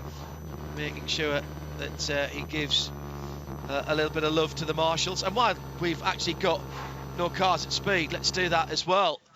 Thank you to all of our volunteers, whether they're helping you park the cars, looking at your tickets, or they are on post as flag marshals or observers, medics, and also all of our volunteer officials. We simply can't go motor racing without you, whether it's here in the United States or anywhere across the world of motorsport this weekend. I'm immensely honoured to be an ambassador for the British Motor Racing Marshals Club, and I know how much work goes into it, and how much time has to be given up for it. It's a real big investment, and time is very precious nowadays, we know that, so thank you all very much indeed. Well, this is eating into the race, Jeremy. That big accident for the Turner BMW. We've almost been 30 minutes now behind the safety car. And into the pit lane, another caller. Shea Adam is watching down there. Now, this is quite tactical with just under 52 minutes to go. Shea, who is this and what's going on? It's Chad McCumbee, the sound of the Ford Mustang rumbling back into life down the pit lane. The only Ford Mustang in today's race, because the pole-sitting Ford Mustang withdrawn before the green flag. Keep in mind, and that is the sound of a Chevy Camaro. Good old American muscle going out of the pit lane. Fuel and right-side tires for Robin Liddell as well. But as Jeremy reminds us, they need to serve a penalty, and Chad McCumbee actually blew the red light at pit exit. He waited until all the other cars had passed him, but he went through the RFID reader and was sitting well further out into turn 1 than he should have been. So I believe that'll be another drive-through penalty for the PF Racing Mustang as well, and we still owed one from the 71 Rebel Rock Camaro. Yeah, well, they'll be staying out, Jeremy, as long as they can in the Rebel Rock car, in the hope of maybe getting one of the laps back somehow. And they've still got a drive-through as well for that contact with the TCR number 17 that hasn't yet been served, as far as I'm aware. So that still has to be served. It'll be Robin Liddell, presumably, who was installed in that car. Yes, it is, and they're sitting a couple of laps off the lead. Turner BMW just been tweeting Vin out of the car. As you all know, he's fine. He's a little angry, but that's racing. Not how we wanted to end the season for the number 96, but the 95 car still has a shot, still very much has a shot. And that BMW sitting at the sharp end of the field with Bill Oberlin. And when Bill Oberlin is in position number 1, Jeremy, it's going to take some crowbarring away from him, to be honest. Bill Oberlin, yeah, in the lead of this race, yeah, yes. And his championship rival, Jan Halen, also not stopping, of course, in the number 8 car, is in 8th position. And it's a gamble by all of these teams. And we're going back to we're green. Yeah. Are we green? Back to green flag. Yeah. The safety car just pulling into the pit lane, and a nice restart from the front of the field. Now, I think that the Mercedes has just jumped ahead, hasn't it? Yes, it has. So, having said, it'll take some crowbarring to get that lead away. Well, Eric Foss has done exactly that and already leading. Big swerve by the Trent Hinman driven Aston Martin. That's the number 7, the bright yellow car, going down into turn 6 in response to a potential pass that didn't come from Stephen McAleer. Now, that's not how they started. So Hinman's got ahead of McAleer. Voss has got ahead of Bill Oberlin. Matt Plum, I think, still in position. So what happened at the restart? Oberlin gets a decent restart, but quite simply, Eric Voss got a better one and was right alongside into turn 1 and made the position. That was a cracking restart from Eric Voss. Yeah, he was on the ball there, wasn't he? As soon as that green flag came out, I wasn't ready for it, I must admit, but he certainly was. And a great restart by Eric Voss, and he's going to try and check out here. That's been a good lap from Eric, and he's pulled away a little bit from Bill Oberlin, who's under intense pressure now from Matt Plum in the number 46 Chevrolet of Team TGM. Matt remains the most successful driver in this series with 23 wins. It's been a long time since he had his last one. 49 top threes, by the way, also for Matt Plum coming into this event. JDC Miller Motorsport Unitronics Audi TCR into the pit lane. Mikey Taylor at the wheel, and Shea reporting to me as it drove past her, it sounded very unwell indeed. The car will keep an eye on that, but as we've got so much action at the moment after the restart, we'll let Shea report on that in a few moments' time. It's been a fantastic restart for Murillo. Oberlin, I wonder if Oberlin is already running to a fuel number. Yeah. That's the only thing I can think of, that he is already running to a fuel number and also preserving the tyres. Here comes Jan Heerlen for Wright Motorsports down the inside of Trent Hinman. That's a nice move at turn 10, and he's got it done. No word, by the way, on the status of the GTD car. Hinman into the pits. Hinman peels off and comes in for what will be the last pit stop for Volt Racing. Shea Adam is down there. This, I think, Shea, will just be a splash of fuel. I don't think they'll take new Michelin tyres. John, the team is not expecting him. I'm standing with the team because they're the team right behind the 17 Audi, which you can hear revving away in the background. Sounds like it dropped a cylinder almost. But the car is doing a drive-through. Trent Hinman is not stopping in his box. Right, okay, I have to say I did not see. That'll be for the contact on the Turner car. It was being investigated. I must have missed that on the race control channel. I apologise. So that will be a drive-through for incident responsibility when Brynjolfsson was at the wheel for the Vin Barletta accident.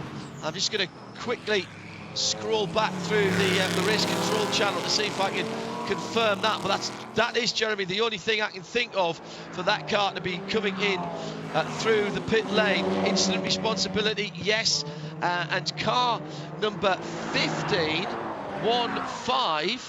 is getting the penalty that I've seen most penalties down through the years, but not this one. The Rockwell Autosport Development Audi using a battery-operated tool during refueling. That will be a drive-through as well. So incident responsibility for the Hinman Brynjolfsson car and the Audi number 15 from Rockwell Autosport Development RAD. Battery-operated tool being used during refueling. That classed, of course, as a safety risk. So Trent Hinman now, Jeremy, with it all to do in the last 45 minutes. Yeah, it's allowed in some forms of racing, but not in IMSA competition. Of course, that team, they've done most of their racing outside of IMSA, so they probably were sort of blissfully unaware of that, I presume. Yeah, that would explain that one. But we've got some big battles going on here then. Bill Oberlin is in that second position with Jan Heerlen now only 2 positions behind him, but Heerlen needs to get past Bill Oberlin to win this race. Trenton Estep, by the way, set fastest race lap of the race last time around, to number 18 CB Racing Mercedes running 11th place. As I say that, Chad McCumbee, having dropped out of the lead to make a pit stop right before we went green, he's just gone purple as well. 26.91 for the number 40 car. Jan Heerlen's actually now the car right behind Turner Motorsport, just 2.4 seconds behind Bill Oberlin. Fantastic run from Heerlen. And Shea Adam has some news on the battery-operated tool infringement down in pit lane for Rockwell Autosport Development. Shea? Well, thanks to Johnny Knotts for coming over to explain this to me. The reason that they have that rule in place is because any battery-powered tool could cause a potential spark. They don't want anything that could cause a fire during refueling, so that is why you're not allowed to use any of those tools. Makes sense. Another full course caution coming, Shea. Yes, it does make perfect sense. It is the number 88 VGMC Honda Civic FK7. That's the Victor Gonzalez and Carl Whitmer car in the wall at turn 7, and a full course caution is out. Far end of the racetrack. Leader's just coming towards it now, and yet another intervention from the safety car. Dennis on the starter stand. Well, he knows where the double yellows are in this race. Back to full course yellow for now. What is the 4th time of asking, Jeremy, and we're just not being able to get into any kind of rhythm here. No, it's unfortunate, isn't it? That's a great shame, because there was a really interesting race was developing there. We've got some various changes, by the way.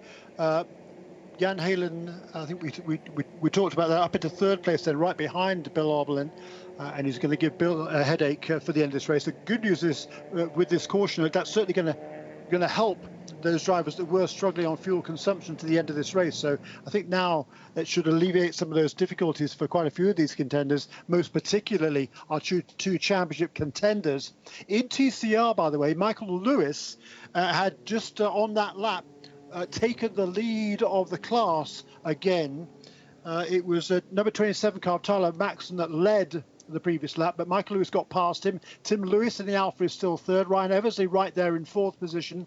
And the pole sitter, Parker Chase, also the car, Ryan Norman it was, put that car on pole position in the fifth position in that class, along with John Morley right in the battle as well. It's been quite a heavy impact at turn 7 there for that Honda from VGMC Racing. And it's listed as turn 7. I think it ended up near turn 7. Well, yes, exactly the point I was going to make, Jeremy. I think that may have started somewhere further back down the track for Carl Whitmer. He's out of the car, by the way, just being spoken to by the AMR intervention rapid response personnel. He doesn't look happy, so I've got a feeling there was someone else involved there. Yeah, he's fine. He's just a bit peeved, I think, is the word I would use there. He's just looked up to the heavens as much as to say, well, it's a lovely day, I suppose I'm enjoying a bit of sunshine. Or perhaps not. Maybe that's not what he was thinking at all. Flatbed is there. That suggests damage to me to the left front suspension of that VGMC Honda Civic. Yeah, and the Carl Whitmer is the youngest of 4 Whitmer brothers who all had a lot of success in this sport. Kuno, of course, is the eldest. He's also racing a number 13 car that led the race briefly a while ago. With a strategy now, Kuno is down in the 12th position overall in car number 13, and also the other 2 brothers there have had success, particularly in Canada, but also in World Challenge competition as well, Nick and Kurt Whitmer. But they've got 2 of the 4 here this weekend. Unfortunately, the day ended early for the youngest of them. That's Carl. Down to the last 40 minutes now. Bizarrely, given the dearth of racing that we've had, this has actually rattled through, and there has been plenty of things to talk about, to be honest. Yeah, on board there with Spencer Piggott in another Canadian interest car. Whitman's, of course, all from the Montreal area. This is the Motorsport in Action Mia McLaren. Spencer Piggott aboard that car, running in the 5th position, sharing that car with Sheena Monk. But a good consistent season in that car.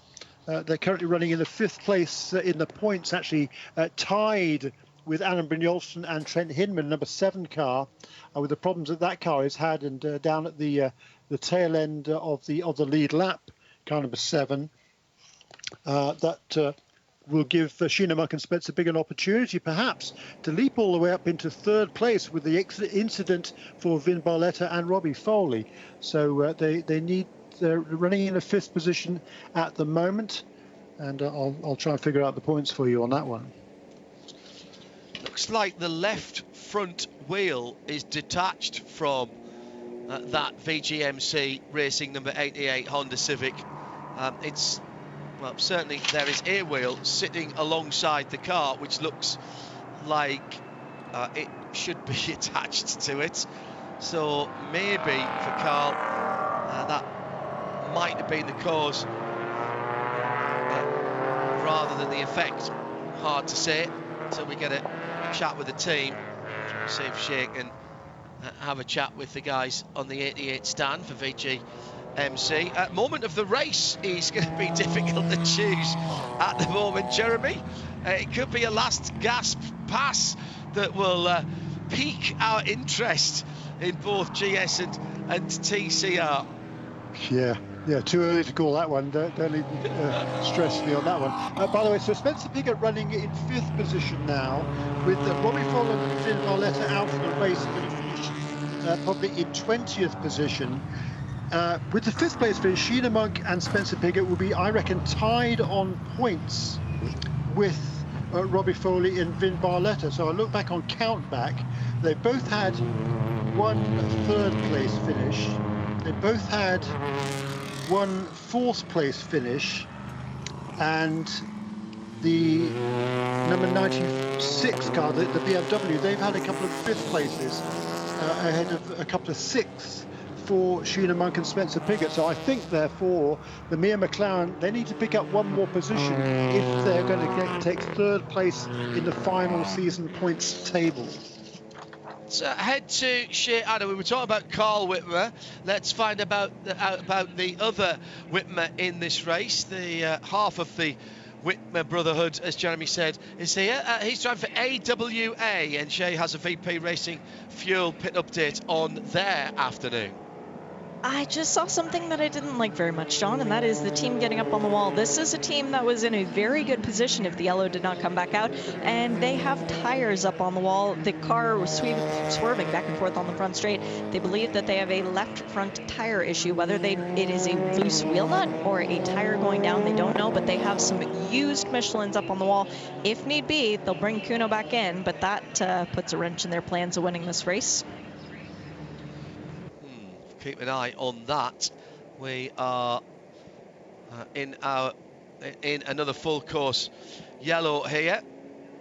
Shea Adam, our VP Racing Fuel Pit and Paddock reporter, on driver's left in the pits for this afternoon. She'll hop across the bridge later on for our live, free and unblocked coverage of what will be 4 qualifying sessions for IMSA WeatherTech Sports Car Championship. We've got that in sound and vision for you, whether you're here in the US or further afield. It's all free, pictures and sound together. IMSARadio.com or IMSA.tv, and that comes up just after the end of this Michelin Pilot Challenge Fox Factory 120. 35 minutes to go.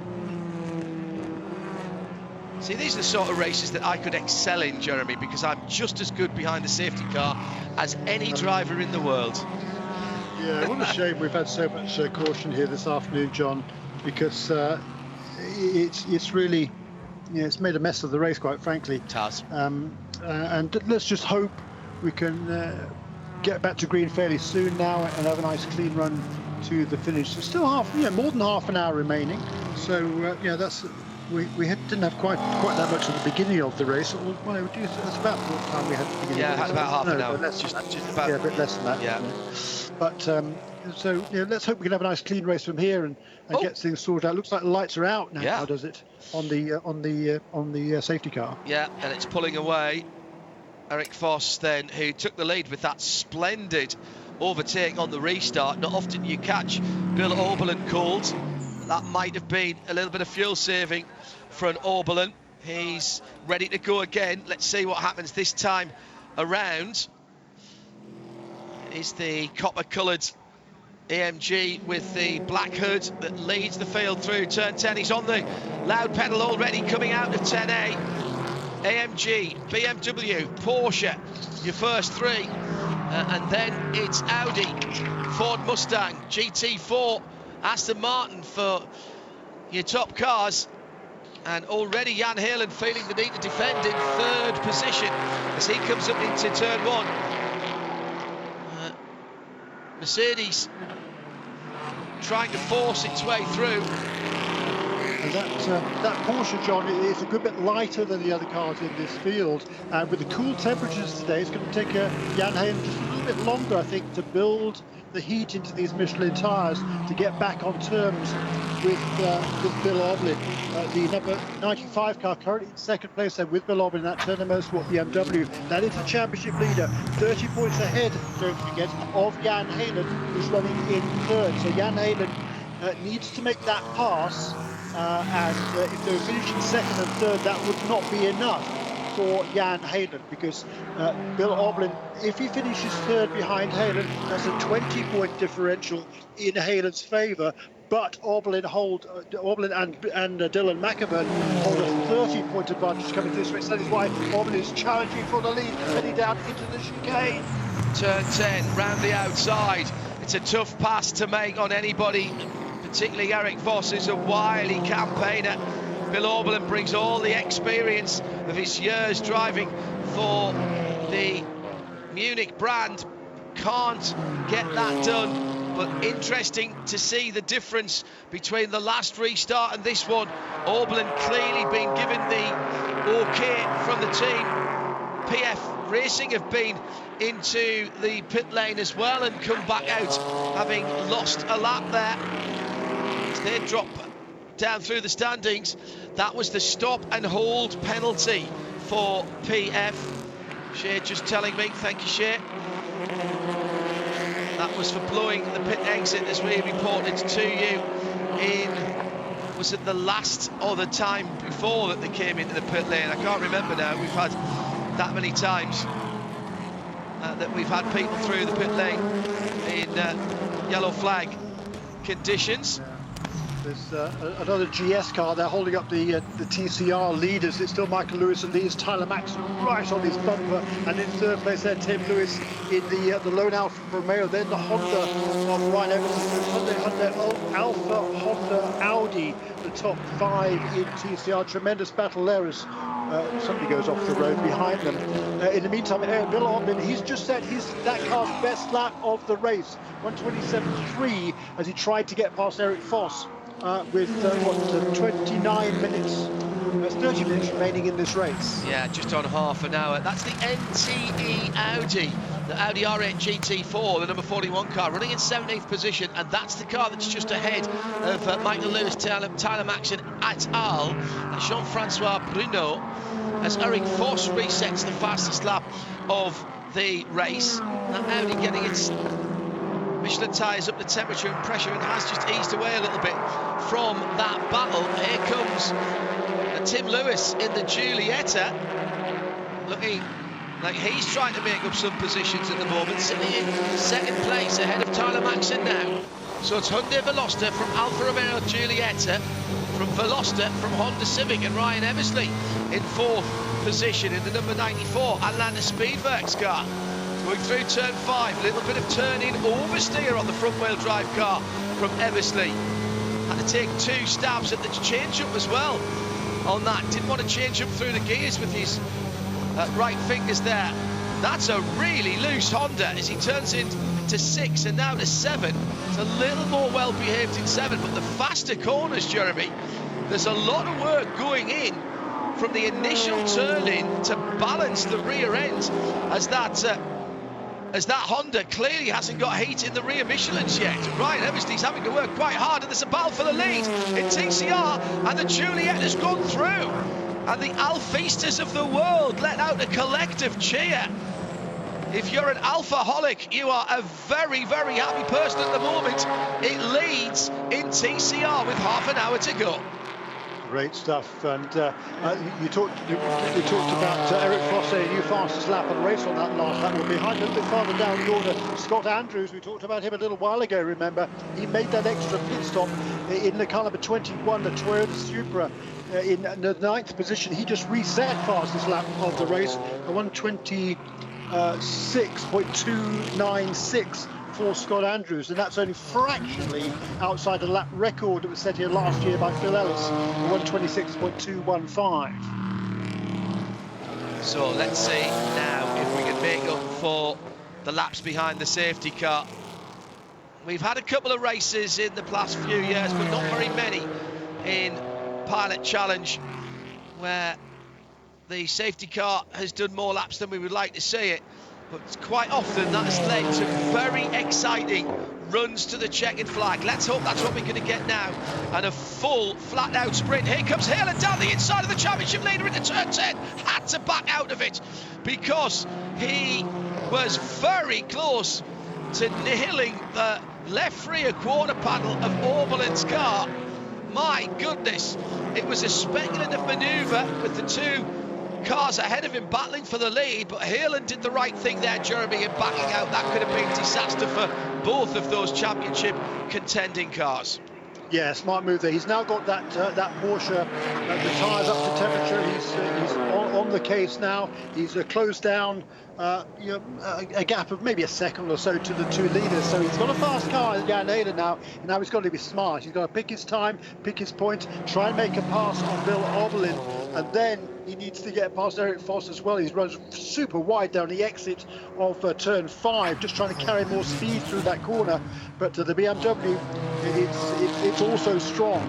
All three cars here at the front. We've got the Mercedes, the BMW, and the Porsche seem to be very, very closely matched. In fourth and fifth, a Chevrolet and a McLaren battling there as well. So 5 different manufacturers again in the top 5 positions. Oh, how close was Jan Helen?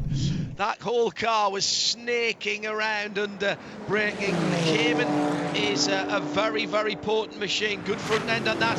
Oberlin goes for the lead of the motor race. There's a touch once, touch twice into turn 10. That was wheel to wheel. That could be very dangerous. And there's a touch again, and they're both off. They're both off at the exit of turn 10. And that could be the championship. Oberlin stuck in the gravel. This is drama with 26 and a half to go. Helen's got through into the lead of the race, and Oberlin and Turner Motorsports Championship hopes have been sideswiped into the gravel at turn 10A, head in hands down on the pit stand. Oberlin's not getting out of there on his own. There was a couple of dings wheel to wheel going into the corner as Oberlin was going for the lead, and a crabbing AMG number 56 comes into the pits. Shea Adam is there. Well, no doubt there's a suspension damage there, but damage to the championship aspirations of Oberlin. He was through all bar the shouting. There was a couple of little taps left front to right rear from the AMG to the BMW, and then further side-by-side contact. It was a really good run by Bill around the outside of Eric, who was fighting back and trying to stay as wide as he could. But then a final, well, I'm not sure what happened in the run between 10A to 10B, because the rear suspension was broken there on the Mercedes from that secondary side-to-side contact, I think, Jeremy. Yeah, I think you're right, and I think they kind of interlock wheels there. Yeah. I think, and the rubber against rubber, and it kind of grabbed the both of those cars, and neither of them had any control. Just a really unfortunate way to end here. 2 hard races there. They were going for it. Bill Oberlin making a move down the inside. Eric Foss didn't make it easy for him. He's not going to make it easy for him. He's not in championship contention. He wants to win the race. He knows that those guys trying to get past him, that's their battle. He's there to win the race. I have no problem with that whatsoever. And I just think you've got to put that down to a racing incident between 2 very talented racers. Eric Foss, a former champion in the ST class, and he's not going to give Bill Oberlin any room at all there. I don't see anything wrong here. They've got plenty of room going into 10A. But they just sort of kind of get together. Just what a shame. But Jan Helen, through he goes. And that is almost, if he can count it, there's Will Turner there. You can see the disappointment. Oh, he's gone down to Murillo. Yes. He needs to take himself away from that. The IMSA officials are there. Turner not happy. Will Turner not happy. And IMSA officials telling him to go back to his own part of the pit lane. Understand the disappointment. Shea Adam is down in the pit lane. We're still waiting for the number 95 Turner BMW to be recovered. It's lost a couple of laps already. Shea, one of the things you might be able to tell me, if you can see the right front of the Murillo car. I know they're working on the right rear of that car. Was the right front deflated when that car came in? No, right front is fully inflated, although it's missing its dive planes, and the splitter is hanging down about an inch. I don't know if this car would pass tech as far as ride height is concerned right now, but they are working to fix that right rear suspension. They've just brought another Michelin tire out and over, and yeah, this is kind of a hush that's fallen over the pit lane. Yeah, the reason I asked that, I just wondered if there was a tire deflation before the final contact, which meant that Eric couldn't steer the car. It's abject frustration and disappointment on the Turner BMW stand as the Mosing team are going to work, and they're trying to get that rear suspension arm replaced. That was a very jaunty angle that car came in, and add insult to injury, the socket wrench, the socket itself is stuck on, and they can't get the right size of socket on the wrench itself. The BMW looking relatively unscathed, but now many laps down as it is pulled out of the gravel. it's a tough one. I mean, it was a good run out of turn 7 for Oberlin. Quite clearly, Foss was going to defend the left-hand side of the track. They went over the brow of the hill together. There's a couple of little touches wheel to wheel. And then right in the middle of the run between 10 and 10A, Jeremy, that, I think you described it very well, and almost an interlocking of wheels, and the rear suspension is already broken on the AMG, and that's why it crabbed straight into the pit lane. It'll be looked at, of course it'll be looked at. I'm not sure you can say that's anything other than a racing incident, but you've got to ask yourself, with the championship on the line, Oberlin didn't need to win the race. Does he need to be going that hard at 30 minutes before the end of the race? No, all he's got to do is stay. And by the way, that's no criticism, and I'm not saying it's anybody's fault, but I'm asking a very open question there. Yeah, I agree with you. I mean, Bill Oberlin didn't need to win the race. He wants to win the race. If he had finished one position behind Jan Halen, that would have been enough. That tail end shot heading down there, we've got some fabulous camera angles. Yeah, Bill Oberlin and Eric Foss, they were both kind of leaning on each other there, going down the hill. Yeah, I think Bill sort of jinked a little bit to left to try and push over the number 56 car. He was having none of it, and they went side by side into the braking area. And I think that was hard race between the two. I think, from my point, I understand that Bill Oberlin, and particularly, the whole Turner Motorsport team, Will Turner there, and that whole team, Don Salama, who calls strategies magnificently.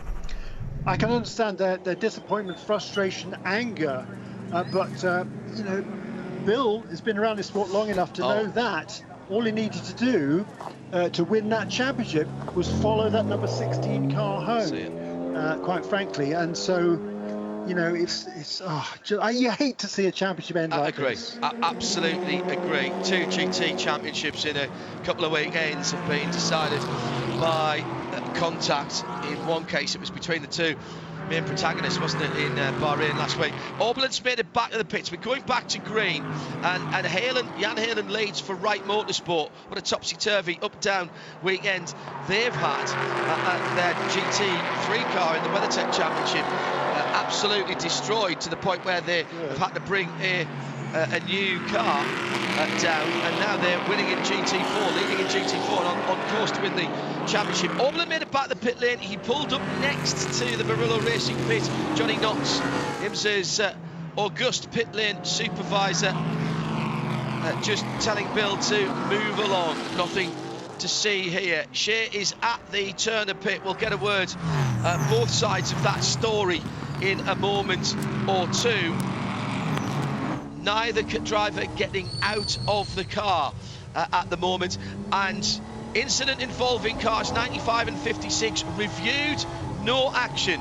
And I can absolutely see, Jeremy, why that would be called that way. Oberlin didn't move. He held his line. There was incidental contact. I can understand why that's been reviewed with no action taken. Almost the very definition of a racing incident. Yeah, I agree with you there, absolutely. And there was an interesting battle for third place there at the restart, with Spencer Piggott trying to defend from Owen Trinkler, who goes through to take that position at the top of the hill between two and 3 there. So Spencer Piggott now down to 4th position. That would be enough, I believe, for that number 3 team to clinch 3rd place in the championship. Jan Halen now, he carries on like this, he wins the race, he will win the championship for Wright Motorsports, and that Porsche 718 came in GT4, and it's been an amazing race all the way around. Where's Oberlin going to finish here? Well, he's gone behind the wall. The car's gone behind the wall, so it isn't going to finish, Jeremy. So how far down can it drop is the question, because it will not add to its lap tally, that number 95 car. Yeah, it's still going to finish 2nd in the points, right? I believe. What does that do in the manufacturing championship as well, Jeremy? Yeah, BMW came in here with actually a pretty commanding lead. I think they're going to win. They will win. BMW probably will win the championship, although none of their cars anywhere up front. Okay, I'll figure that one out. There you go. So We race on for another 17 minutes. We're still looking for a moment of the race. Sorry, Jeremy, go ahead. Yeah, excuse me. So 140 points was the lead.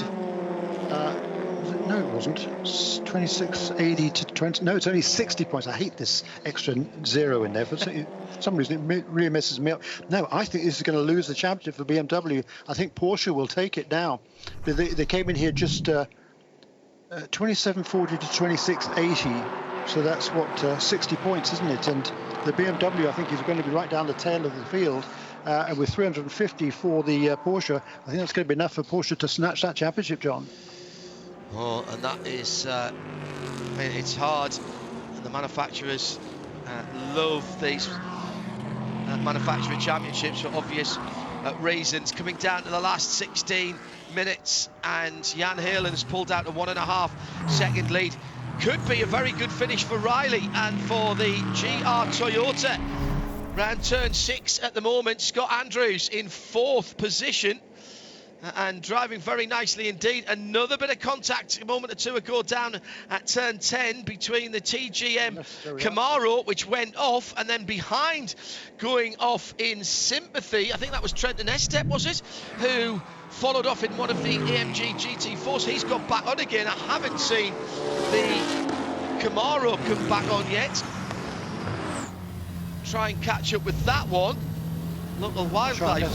Sorry, Joe, go ahead. Yeah, well, I'm not sure how necessary that was. I kind of just kind of caught the tail end of it, but that was a bizarre incident. There's a certain, certain end of term feel to this race today. It is the last race of the season, but there's been plenty on the line, and it's been rather untidy, to say the least. We don't often get Michelin Pilot Challenge races like this, but it has been somewhat bitty.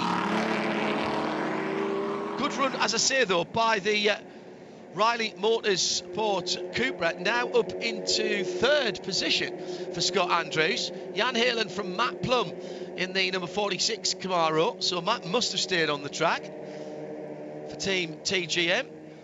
Then Spencer Piggott in 4th position for McLaren and the number 3 team. Which I think would be enough to move up to 3rd in the points table.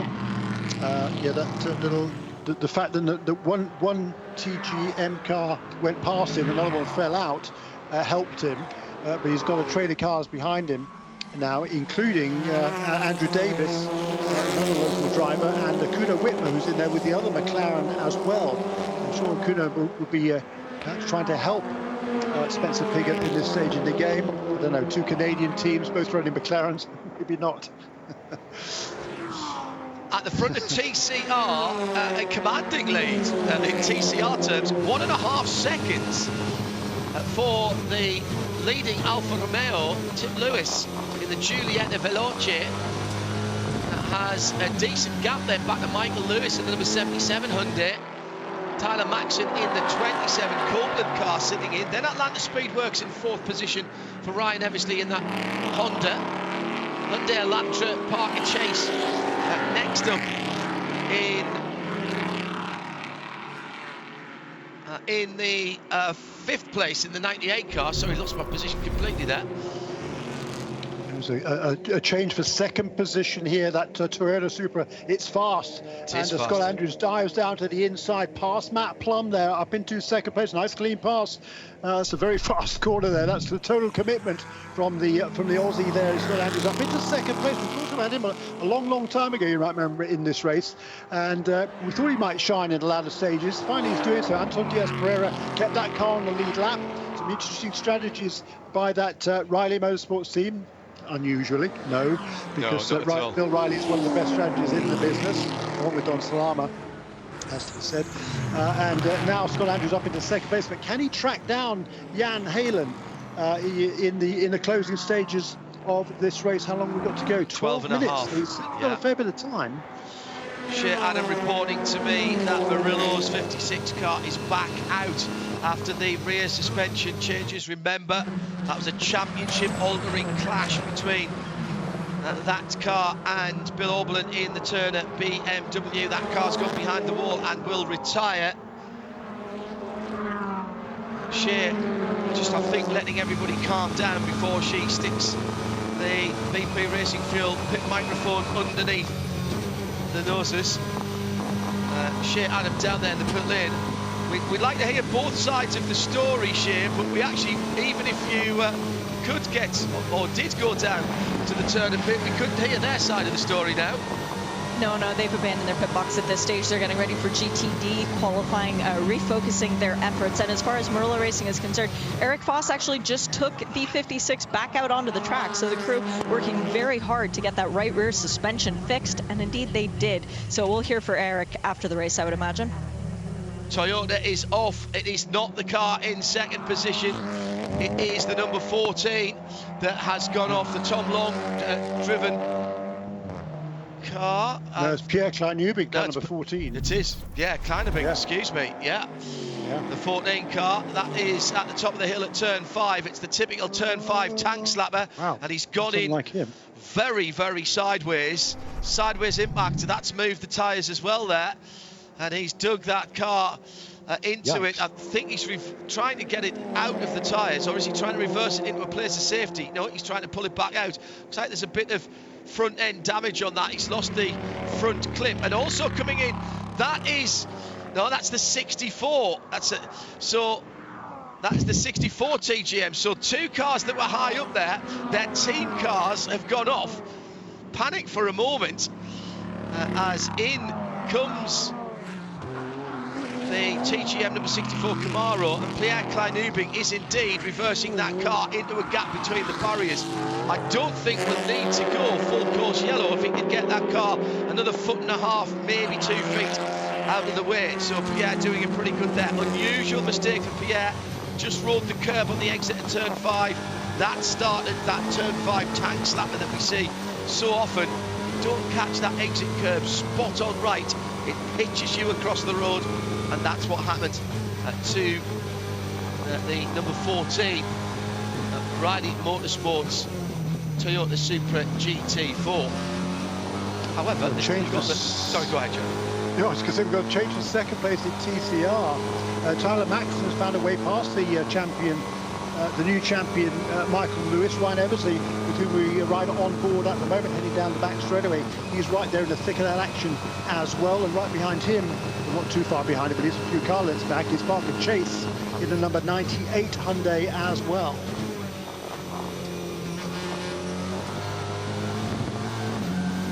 Yeah, we're going to struggle to find out Michelin moment of the race here. Still 10 minutes, just under to impress us. Come on, teams and drivers. There's not been a lot of tactics to talk about because the intervention of the safety car on several occasions now. 5 times it's pissed the field. Shea Adam has a GS nomination she's going to throw in with 8.5 minutes to go. Shea, what do you reckon? Well, with Scott Andrews up in the second place right now for Toyota, and Riley Motorsports, my nomination goes to Bill Riley, bringing that car in for fuel only at the end of that very lengthy yellow, knowing that he would be able to, well, hopefully go to the end. I say it a little bit prematurely. That gets a big thumbs up from you, Jeremy Shaw, for the GS Michelin moment of the race. It does. It's been a really challenging season for that Riley Motorsports team, and particularly for Scott Andrews and Anton Diaz-Pereira to come away with a podium finish, or even just to put themselves in the position to do so, finally vindicates their decision to run the Toyotas this season. I think we haven't seen really up until now the full effectiveness of that Toyota Supra GT4 car. We are doing this afternoon, and Scott Andrews is doing the business. He's just set he has also set the fastest lap of the race a little while ago. They took down lap 43, we're now on lap 57, and he's trying to track down Jan Halen for the lead of this race, and he's not too far behind, is he? Just a couple of car lengths as they head down through the S's. Now, Jeremy, with the Turner Motorsport car so far down, Jan does not need to fight this because now he does not need to win the race. Is that correct? Yes, absolutely right. But he's got to make sure he finishes. That's correct. For sure. He doesn't want to get punted off at this stage. That would make it way too exciting. But this is going to be quite a contest now in his final stages of this race. The last lap around the Toyota Scott Andrews was about 0.4 of a second quicker than the race leader Jan Heylen. Yeah, my point being that we've already seen a championship winning position go very, very awry by fighting somebody you didn't need to fight at the point that you were having the battle with them. Now, the team, Wright Motorsport, John Wright, the rest of the team, they will have added everything up. They will know exactly what is going on, and they will be on the phone to Jan Heylen in the car. And if it looks like Scott Andrews has got the pace, surely, a little bit of defence, Jeremy, but then he's got to let him go. There's a championship on the line for the team and for Porsche. Yeah, absolutely right. Boy, this is quite a contest between these two. Jan Heylen, he's on the limit here. He set the fastest time in practice, like we talked about, and Ryan Hardwick did a good job in qualifying to put this car fourth on the grid. And now Jan Heylen is trying to bring it home. We've still got those 6 minutes remaining in this race, and that's going to be another 7 laps, certainly, possibly 8. So, excuse me, no, it's going to be 4 laps or so probably before the end of this race. So Jan Heylen here has got some work. Spencer Pigot's got a problem. McLaren Motorsport in action. There was a bit of a scramble down on the pit wall, and that is damage to the left front. I don't know whether there's been contact or not, but it looks like he's been off. There's dirt in the grille. Shea, Adam, you were watching the team in their scramble. Yeah, the left front tyre is hanging off the rim, so that was a really good potential finish for Spencer Pigot. What was he, 4th across the line last time around? Meantime in TCR, battles going on as well. Hyundai versus Speedworks Honda coming out of turn number 7. Alpha still leads there from Copeland Motorsport, the 27. In second place, the Veloster, the white and orange Veloster. Oh, that is a very, very damaged left front tyre for Spencer Pigot. He might not get this back to the pits. He's only at turn number 6, and the battle for the minor places in TCR is really hotting up, but so is the battle for the lead down through the S's to turn 5. It's Porsche Cayman versus Toyota Supra. Then a long gap. Some 4 seconds back to Team TGM and Matt Plum. That'd be a good finish for the 46 car as well, and the Camaro at the end of the season. Spencer Pigot driving very slowly as the leaders go past him, the entry to turn number 7. 4 minutes to go. Surely Bill Riley will be on the radio to Scott Andrews saying, get your nose up the inside, get him worried, he's going for the championship. Don't hit him, but get him the inside of him somewhere and let him give you room. Not quite close enough at the moment, Jeremy, but this is an intriguing cat and mouse situation. And I wonder, God, if we could only listen in to what was being said by John Wright and Bill Riley at the moment, 2 stalwarts of the pit wall and supporters of IMSA competition. And my goodness, what experience those 2 minds on the wall have got as well here, Jeremy. It's all playing out as they go past them with 3.5 minutes to go. Yeah, and I think probably 3 laps remaining in this race. So there's going to be a fair bit of nail biting going on there in those 2 camps. They've just completed lap 60 in this race, and lap time for the race leader 128.4 last time around. The fastest lap of the race was a 126.2, so a long way away from that on the latter stage of this race. Of course, the track is far from its best at the moment.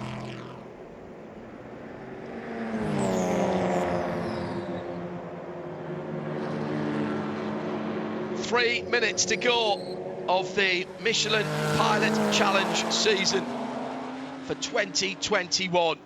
And after, well, a race that barely was in the early part with the long yellow flags, a lot of driver errors, somewhat of a end of term feel to this race, unusually so for this group of professional and semi-professional drivers. We have a battle for first and second in both of the classes as Copeland Motorsports Hyundai Veloster is closing up on the Alfa Giulia AWA. Tim Lewis versus Tyler Maxson There's only a couple of TCRs between them, and meantime the battle for the lead, almost side by side as they go across the line. Jan Helen defending and taking a tight line into turn 1.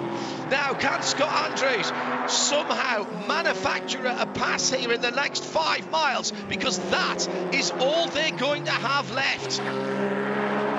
Across the skyline at turn 2 in beautiful afternoon sunshine now, just after 3 o'clock, coming up to 10 minutes past 3 here at Michelin Raceway Road Atlanta. And after an unpromising start, we've got the usual grandstand finish here. Bill Riley once again.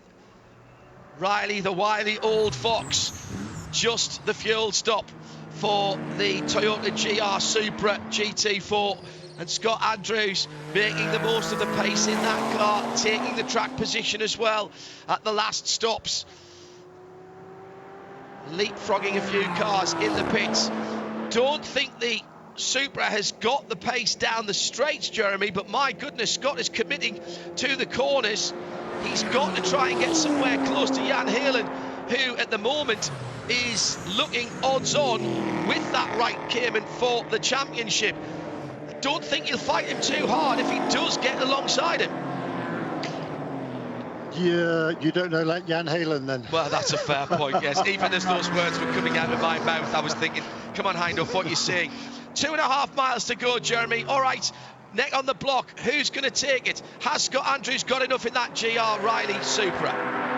Well, we shall find out over the next 2.54 miles. Won't be going heading up the hill. He's going to have a look to the inside. Is he at turn 3? No, Jan Helen just edges across the track just a little bit, just to dissuade Scott Andrews.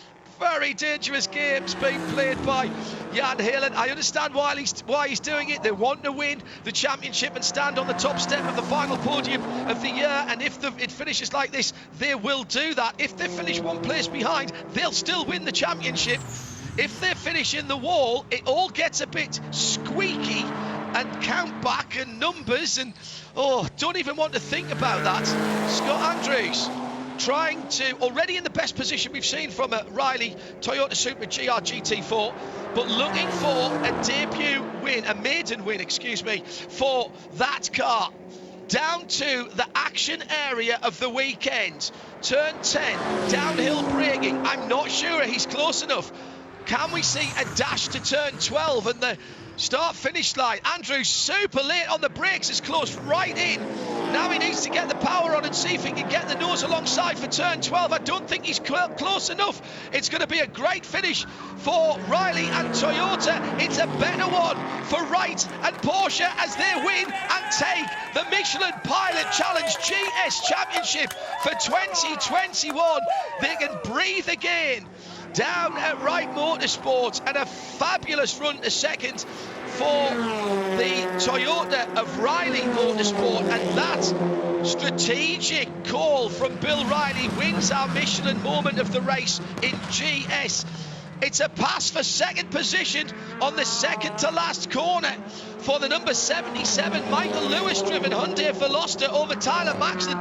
They're winning the championship in style. In fact, they've just dropped back again. Here comes Eversley. Eversley goes through to second. What a brilliant run by the Honda driver. TCR delivers. Really good run by Alpha as well. Great run by Tim Lewis. Withstood a lot of pressure after he made the pass for the lead in that Alpha. It was all going on behind him. There was a lunge at turn 7 on the last lap. Oh, well, there's the moment of the race there in TCR. How cool was Tim Lewis just to allow the Copeland car to go past him and fall off the track?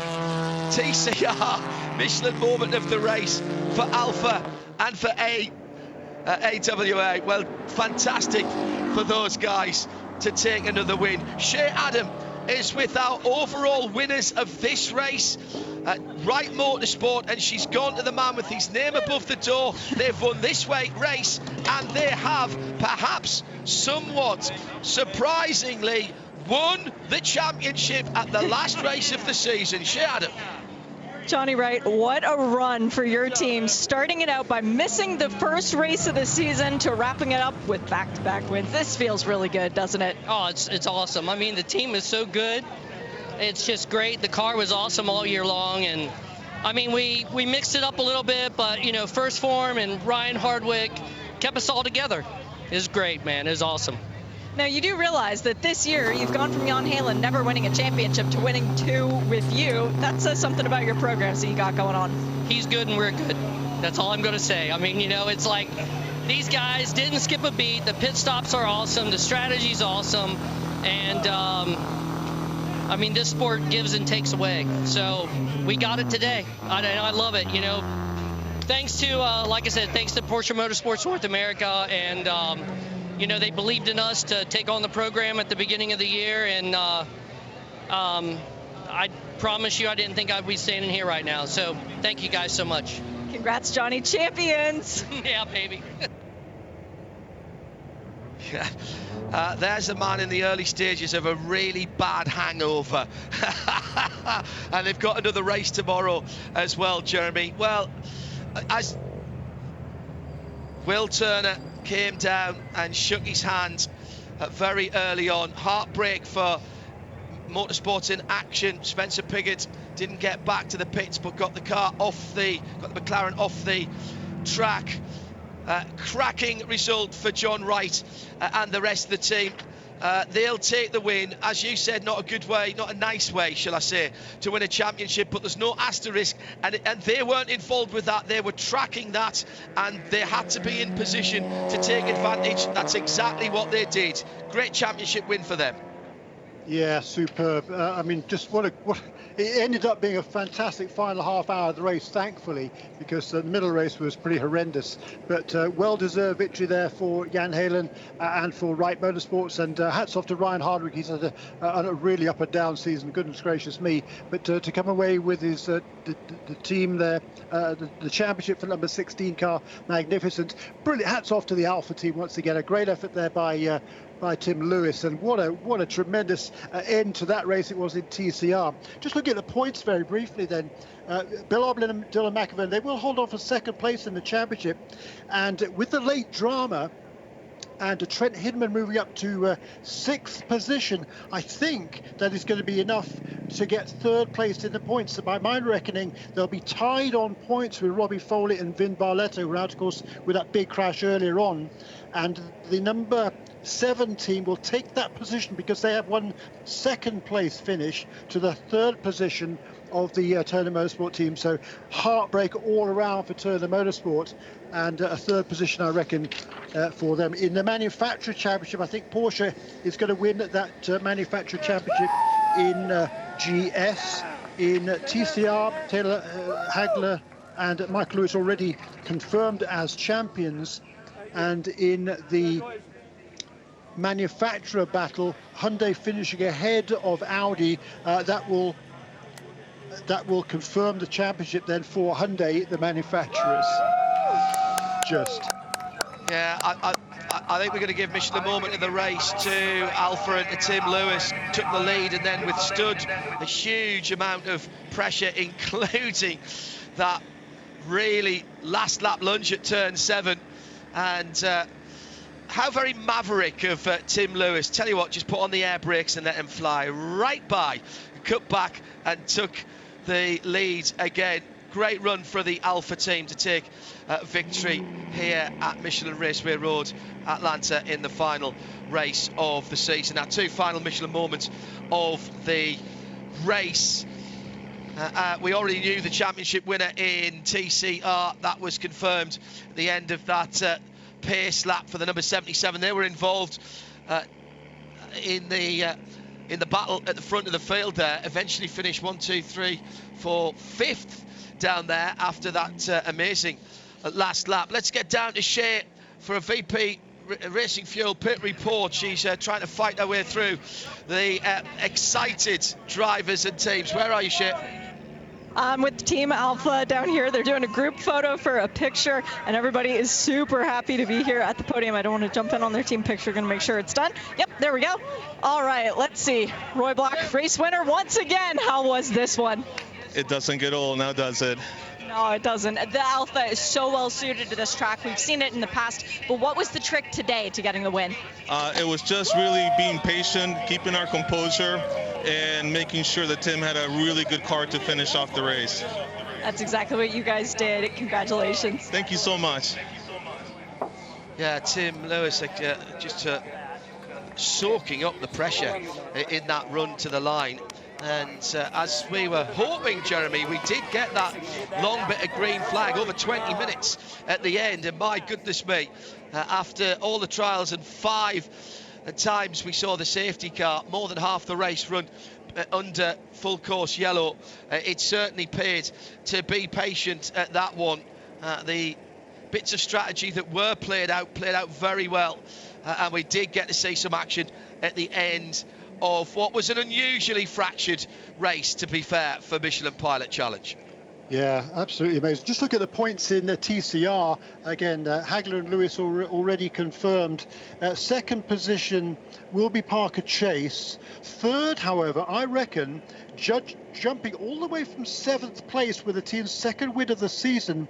They'll have 2,600 points, as will Ryan Eversley, who finished second in this race, but by 2 wins for Block and Lewis to 1 of Eversley. I think that will get them 3rd position, both of them jumping then ahead of Carrick Otsacker and Mark Wilkins, who slipped to whatever that is, 4th in the table, and Michael Johnson and Stephen Simpson, who finished 7th today. They'll be just 10 points behind, so big shuffling of positions in TCR for the minor placings. Jeremy Shaw joined me, John Hindhaugh, in the Hackney Global Broadcast Centre. Shea Adam working the pit lane for us as our VP Racing Fuel Pit and Paddock reporter. Still a couple of stories. We'll try and get another interview or two. Just want to say before we go, a big thank you to all of our production staff, both on site and at Charlotte, and the technical team under Tyler Norling as well. And a particular thank you for all his help down through the years to Mike Murphy Jr. This is his last race as part of the IMSA team. He's moving on to pastures new. He's been a great help to us down through the years. Mike, whatever you do, we hope you are going to enjoy it. I won't bother wishing you good luck because you're such a hard worker that you'll make it work. And say hi to your father for me as well. Mike Murphy, who is signing off from IMSA at the end of this weekend. Let's hear from our race winner, Jan Helen, recently married, on his honeymoon, and wins the championship at the last race of the season. That's a decent honeymoon, that year. Jan Helen, this doesn't count as a honeymoon, but it doesn't get much happier than this, does it? 2 times a champion with Wright Motorsport this year. Yeah, that's just unbelievable. What a season we've had, you know. Yeah, big thank you to the whole Wright Motorsports team, to Porsche, Ryan first for him, you know, everybody involved here to make this happen. Still getting my voice back after the wedding. No, what an incredible season. And for it to come down to this race, home race for Ryan, and shoot, the race we had was a pretty tough one. So couldn't be happier. Hey, I got my voice back. There's no excuses for that. And Ryan, to get a win at your home race, to help Jan wrap up the championship, to help Wright wrap up the championship, what's this like? I mean, this is a dream come true. I mean, for anyone growing up in racing, and you dream for moments like this, just even having a chance to win a championship, regardless at any level, and then to be able to do it at one of the highest levels at my hometown racetrack, and with a great team like the Wright Motorsports team, a great co-driver like Jan Helen, and it's truly a storybook deal for me. It's a day I'll remember the rest of my life. Make sure you keep some of the confetti and put it with the trophy. Will do, absolutely. Yeah, very good idea. Well, Jeremy Shaw, not exactly the race in total that we were hoping for, but plenty of action at the end. Plenty of drama too, with the championship changing hands under quite bizarre circumstances, with Oberlin fighting the Murillo car in the earlier part of that race. But a very good season. Some new faces and some new names on the championship trophies as well in both TCR and GS. Jeremy.